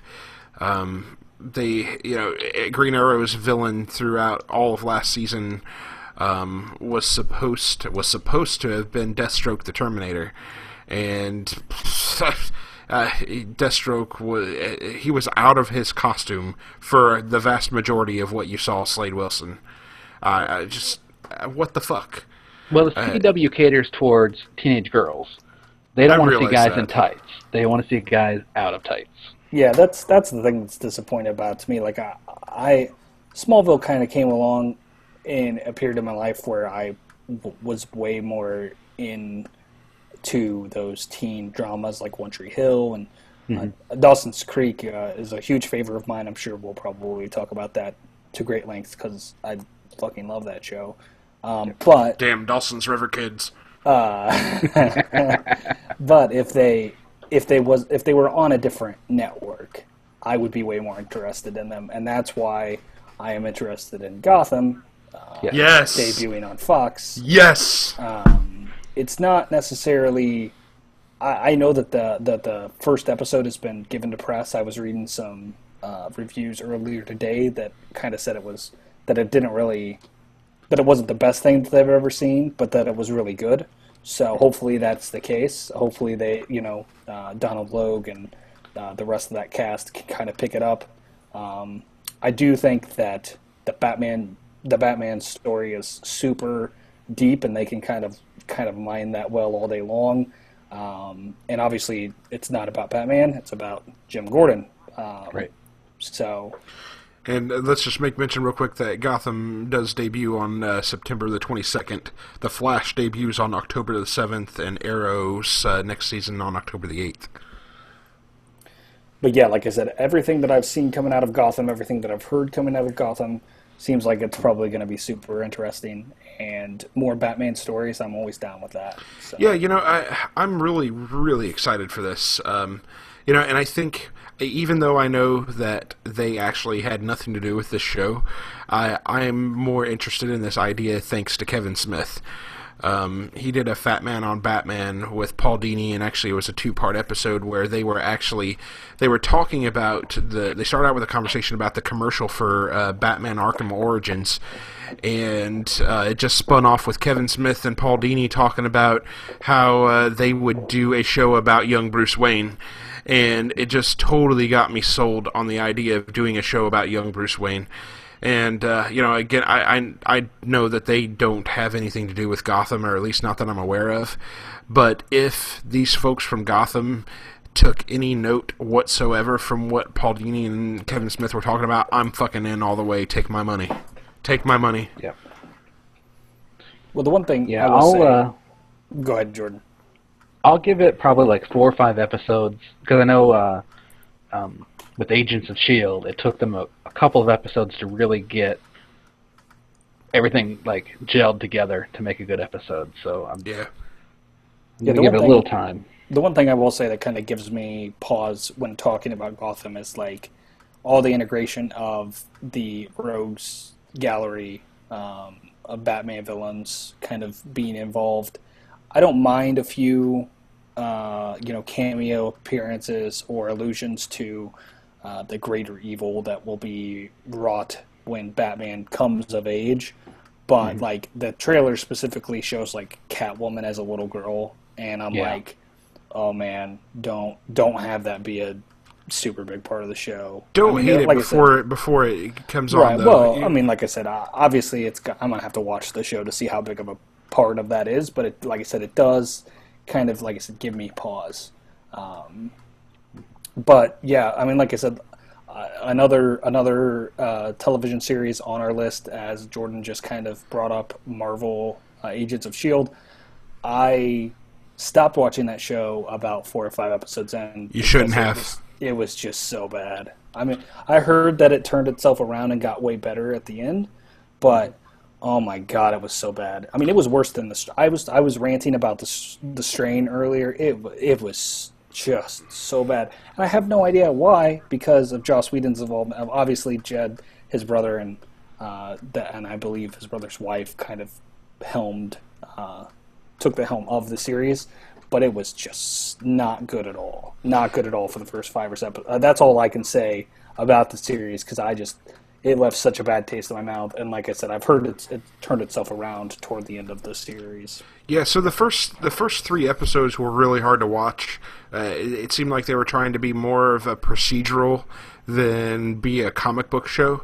And after that, it actually got a lot better. I mean, everything from about the 4th episode through the end of the season was outstanding. I'm really looking forward to the return of the show. I like the cast.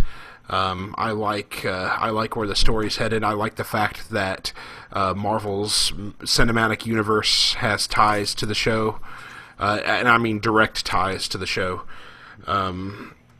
And Marvel, also, by the way, is also spinning something off of Agents of S.H.I.E.L.D. Called Marvel's Agent Carter, which is also going to be on ABC, and I read that it's going to debut during the mid-season hiatus around the middle of winter there, probably January is what I'm hearing. Agents of S.H.I.E.L.D. picks up on September 23rd. Jordan, you got something to say? Yeah, that sounds about right. That I really liked it, the second half of that season. Yeah, was for a lot sure. better than the first.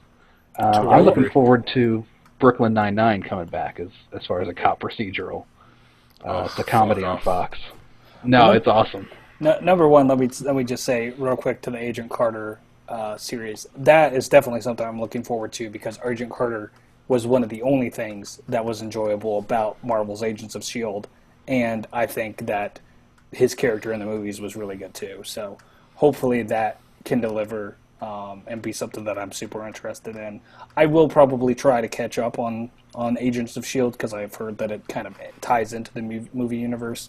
And so I'm hopefully I can catch up on that. Catch up? Yes, Jesus. you got it. I want to chat up on that. Chat up on it. So you're saying you're excited? I'm excited.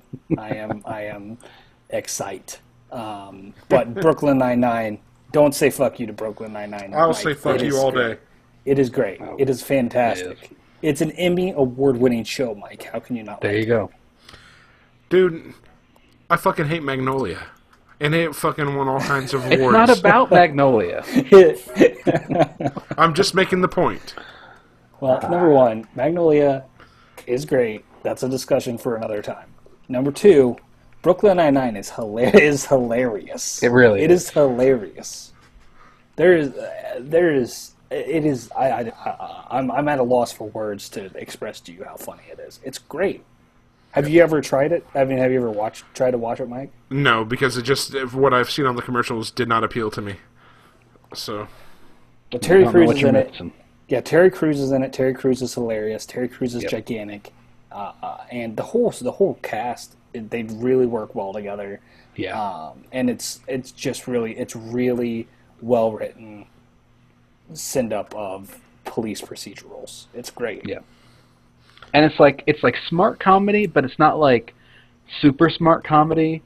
But it's like they don't always go for the obvious joke, but sometimes like it's a little satire, a little parody. Yeah. It's not really just a show. It's not like a scary movie satire. Like we're just making fun of police procedurals the entire time. Sometimes it does play in that realm, but other times it deals with deeper levels of comedy. The characters are compelling. Andre Braugher as a straight man to Andy Samberg's totally kooky, weird cop is fantastic. And that's the other thing that bothers me about that show. I actually don't find Andy Samberg funny for the most part. The only Andy Samberg stuff I've ever found funny was his stuff with the Lonely Island, and even some of that goes over my head. But isn't that Andy Samberg all the other places? I mean, like Andy Samberg and. But that's what I'm saying. I usually usually don't dig Andy Samberg's brand of comedy. There is some stuff with the Lonely Island that I find absolutely hilarious, and some of it just is not funny at all. I will say this: number one, Andy Samberg is an Emmy award-winning actor, Mike. Yep. So you should appreciate him. And number two, in the show is he does have a little bit of that weird, kooky comedy, but he plays it much more straight than he does in other shows. Like he is kind of weird at times, but he's not like a Lonely Island character running around on the set of a show. Like his character has, motivations that make sense, and he's, like I said, it sometimes it deals with kind of funny off the wall stuff, but generally it's kind of a serious show with a lot of comedic elements, and it's really good. So, And I would say it's probably better than like his SNL stuff, like the skits and stuff. The show's probably better. I really do think it's something you probably would enjoy, Mike. You should try it out. I might give it a try at some point. So a couple other real quick hitters then. Emerald City, NBC. It's no announced start date yet, but I'm hearing again it's probably going to be one of those mid-season hiatus start shows. Based on L. Frank Baum's Oz books. I'm actually looking forward to it. I'm a big Wizard of Oz fan. I know Justin has made mention in the past that he does not like the Wizard of Oz, but I am really looking forward to this. Not a whole lot's known about the show at the moment, but just the sheer fact that it's Wizard of Oz anything, I'm stoked for it. I can't wait. Something. Yeah, Wizard of Oz is creepy as shit. So, yep. I'm not if you say so. I did like the sci-fi reimagining miniseries with Zooey Deschanel. That was a pretty good look at the. I think that's might be on Netflix now. I think I'm familiar with what you're saying, but I never watched it. So yeah, I enjoyed that more than the Wizard of Oz movie. If you get a chance, you should totally check out Todd McFarlane's McFarlane Toys Wizard of Oz figures. They are fucking amazing. No. They are fucking amazing. He's the guy that does South Park, right? No. No. No, he's the guy. He's the guy that is. Don't get me started on Todd. No, you should check out the Twisted Wizard of Oz figures that they did. Dude, I already told you. Amazing. I told you that the Wizard of Oz is creepy. I don't need anything else to make it creepier. And like I said, the Todd McFarlane is something we can get to at a later. Spawn is dog shit. Fuck that comic book. It is. And we'll talk about that at some other point. So, also, The Simpsons is going to debut on Fox again. Their new season on 9/28. I'm a huge Simpsons nut. I don't know about you guys, but I've been a long time Simpsons fan. I'm stoked that it's coming back here. I'm stoked that they keep getting the cast together and stuff. It's still one of the best shows ever on television. I don't know. I think I've had my fill of The Simpsons. I disagree. Yeah, I haven't watched the Simpsons regularly ever, but I definitely would say from what I've seen, just in passing, that the newer stuff is not as good as the older No, stuff. you're right. It's not. The older stuff for sure has been better, but it still has its golden moments in some of the newer episodes too. So, the other real quick hitter that I had was for Star Wars Rebels, which starts up on Disney XD on October the 3rd. This is the new animated series, Star Wars animated series. Takes place in between Episode 3 and Episode 4. I'm really looking forward to this.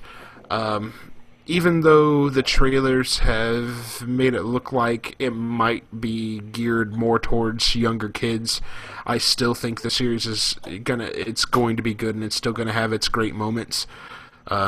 Personally, I was about sick of the Clone Wars era shit and was ready to move on, so I'm really looking forward to this. Yeah, I enjoyed the Clone Wars. I mean, I enjoyed it, but I'm tired of that era. I'm tired of that moment in time. It was time to move on. Yeah. I'm hoping the stories are that good. Yeah, if they just integrate a lot of really shitty and out of place recordings of Vader yelling no, like all throughout fuck you. Just like every 5 minutes. No! Fuck you. I'm cool with that. You get the double. Concerned. You get the double finger here. I'm a little concerned with the animation style that they're going to, because it looks kind of like the Clone Wars, but a little bit more animated, I guess. And I don't know that I like that. Like before this last Clone Wars. It's the same style as Clone Wars. It's not though. They don't look the same. It's that same like CGI like look to it, but they don't look real. Whereas like the Clone Wars looked a little more polished, I guess than what I've seen in this one. I guess so. I think they look almost identical. No. He gets what I'm saying. Do like a side by side comparison of like any two of the characters from Clone Wars to Rebels, and like they definitely don't look like they're in the same episode. So I'm worried about that. No.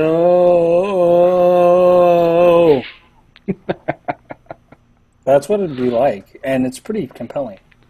As I say, compelling a lot. It's compelling. We'll see what they do to Vader in this series. You probably won't see much of Vader, would be my guess. I hope we actually do. I hope he's involved in maybe some of the Jedi hunts and stuff like that. Have you guys heard that conjecture is that maybe Vader's involved in Episode 7? If that is a fact, if that is true, fuck off. I'm out. Well, you could do it with like a Force Ghost, with Anakin pops in and says, "Hey, what's up, guys? Ow, my arm hurts." Stuff like that. I'm out. If that's the case, I am out.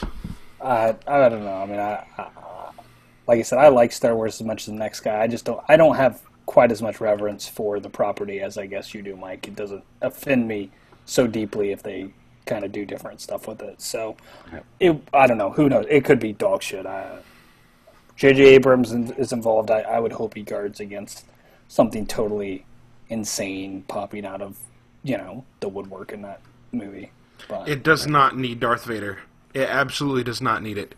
There's many other directions they could go with that.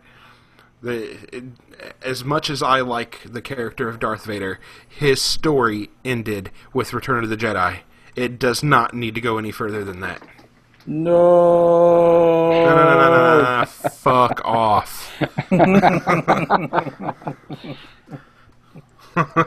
don't know. Well, in the books, and I don't think you guys have read this, but in the extended universe books, I've read some of them. Is that the one where Darth Vader he has like a lightsaber that turns into a giant dildo and then he has sex? Well, it's a few books after that one came out, but I think it's called I can't even think of it. Fleshlight. Fleshlight, yeah. Right.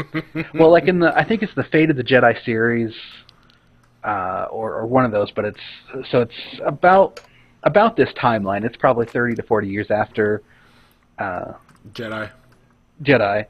And so in the extended universe, Han and Leia get married and they have kids. Right. And so I don't know if they're probably not going to go that route with the movies. Already but confirmed. One of the kids, he gets a force power where he can look back in time and like relive. And he goes back and he sees Anakin and he sees Darth Vader. So you could do something like right. So you could do something like that, where Vader's in the movies, but he's not, maybe not a living, breathing character, but his legacy. I definitely think you could see that.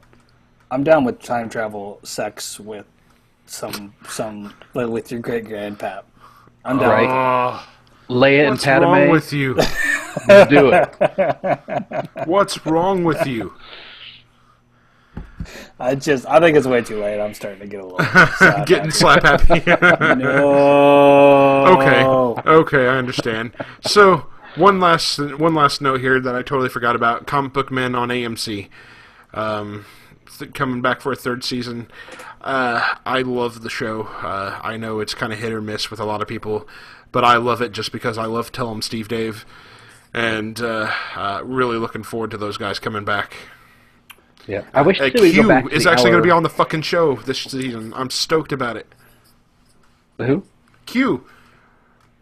I don't think Jordan listens to Tell 'em Steve. Oh, yeah. I'm sorry. Do you watch Impractical Jokers, Jordan? I do not. Okay.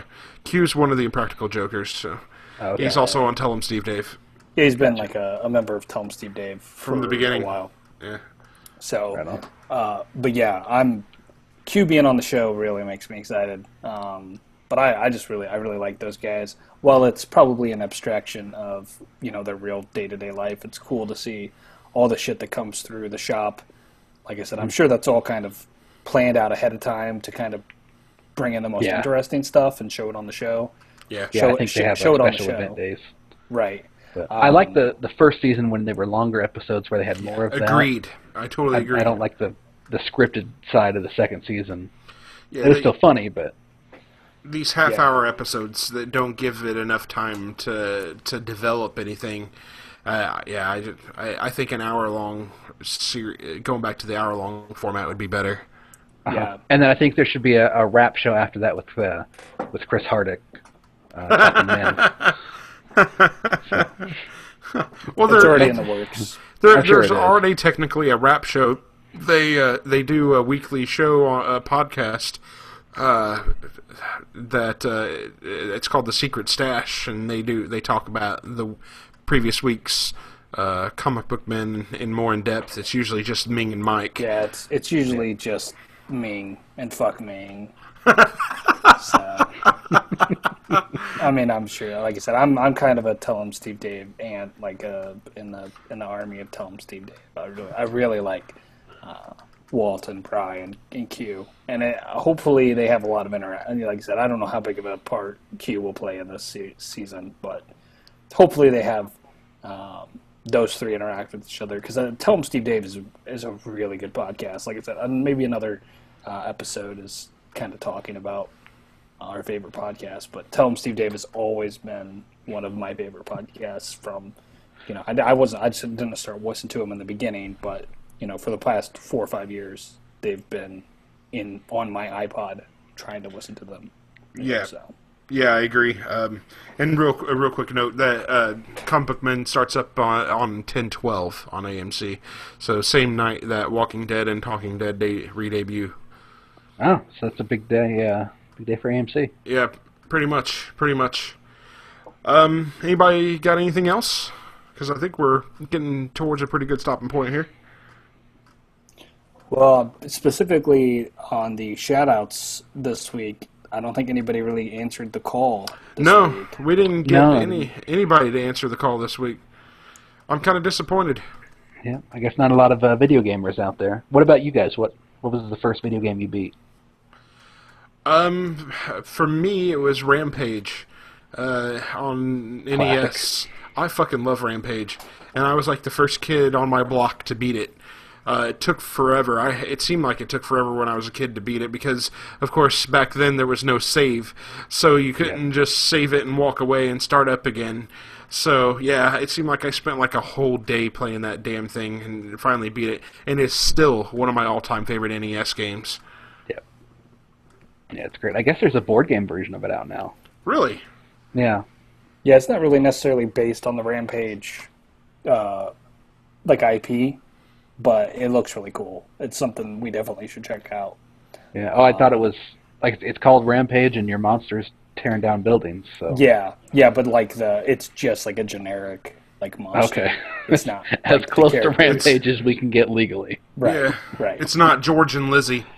Yeah. Okay. Gotcha. Yeah. Well, I mean, one of them is like a giant dragon that kind of slightly resembles Lizzie. Right. Yeah.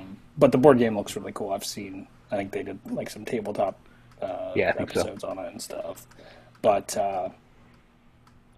What about you, Justin? I would say I was a really stupid kid, and I played my fair share of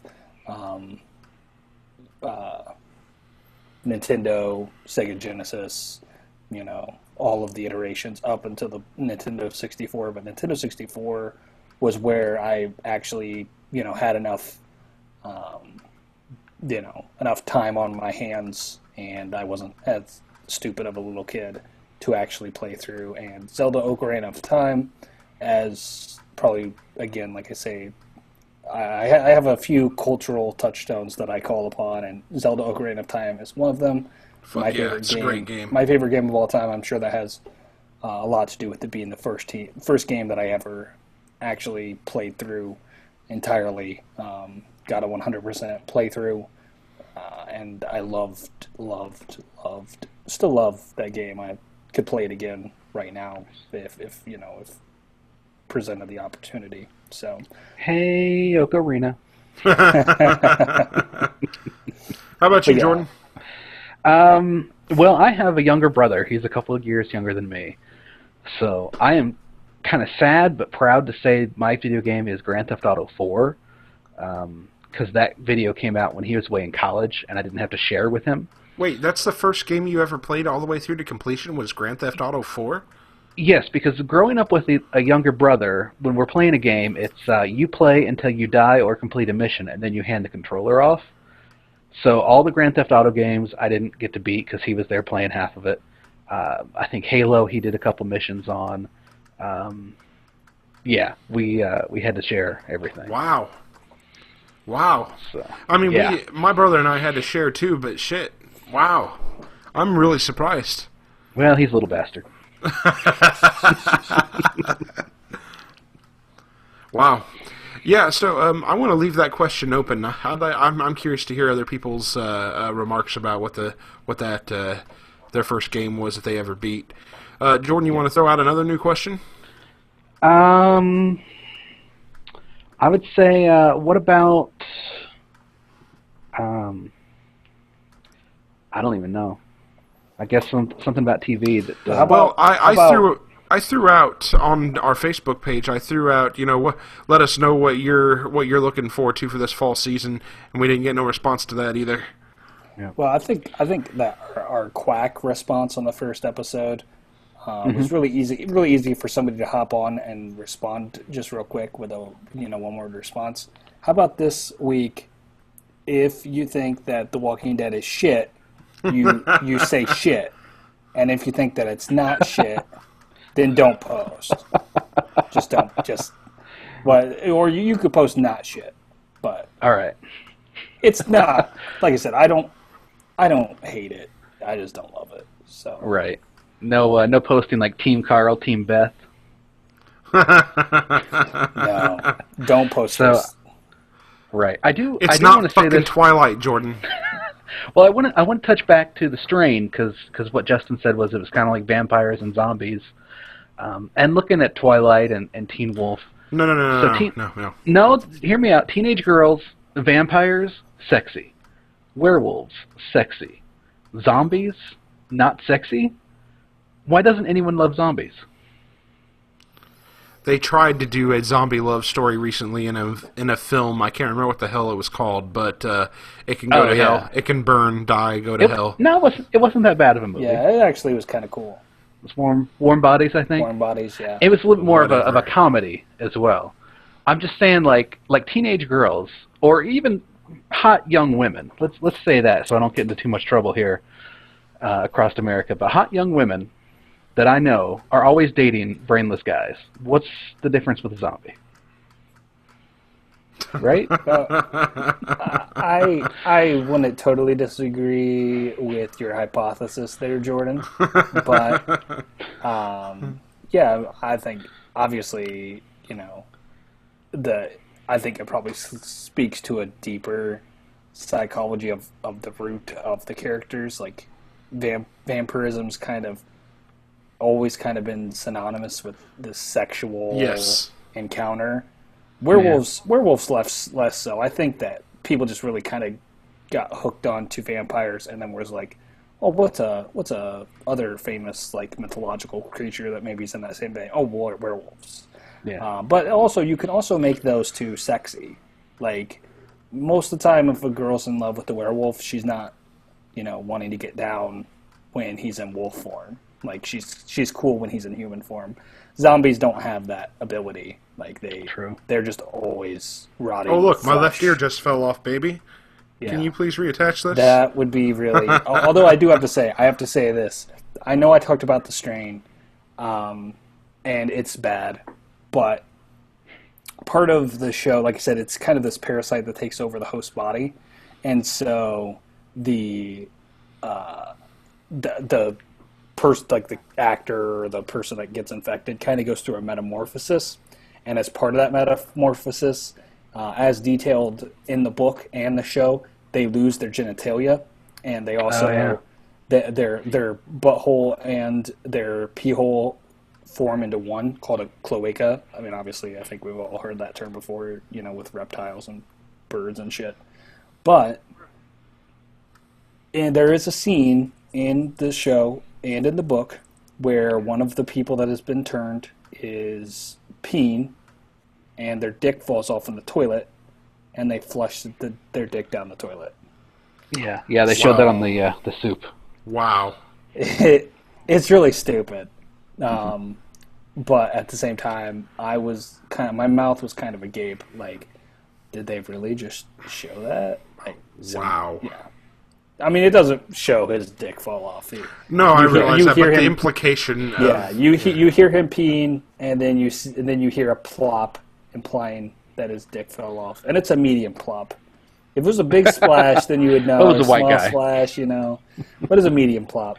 Wow. And then he kind of just flushes his dick down the toilet. So. Wow. Yeah, and I think on that note, I think we can close up shop here. So with that said, we'd like to thank you very much for listening. And on behalf of Justin and Jordan, I'm Mike saying take care, and we'll see you next time.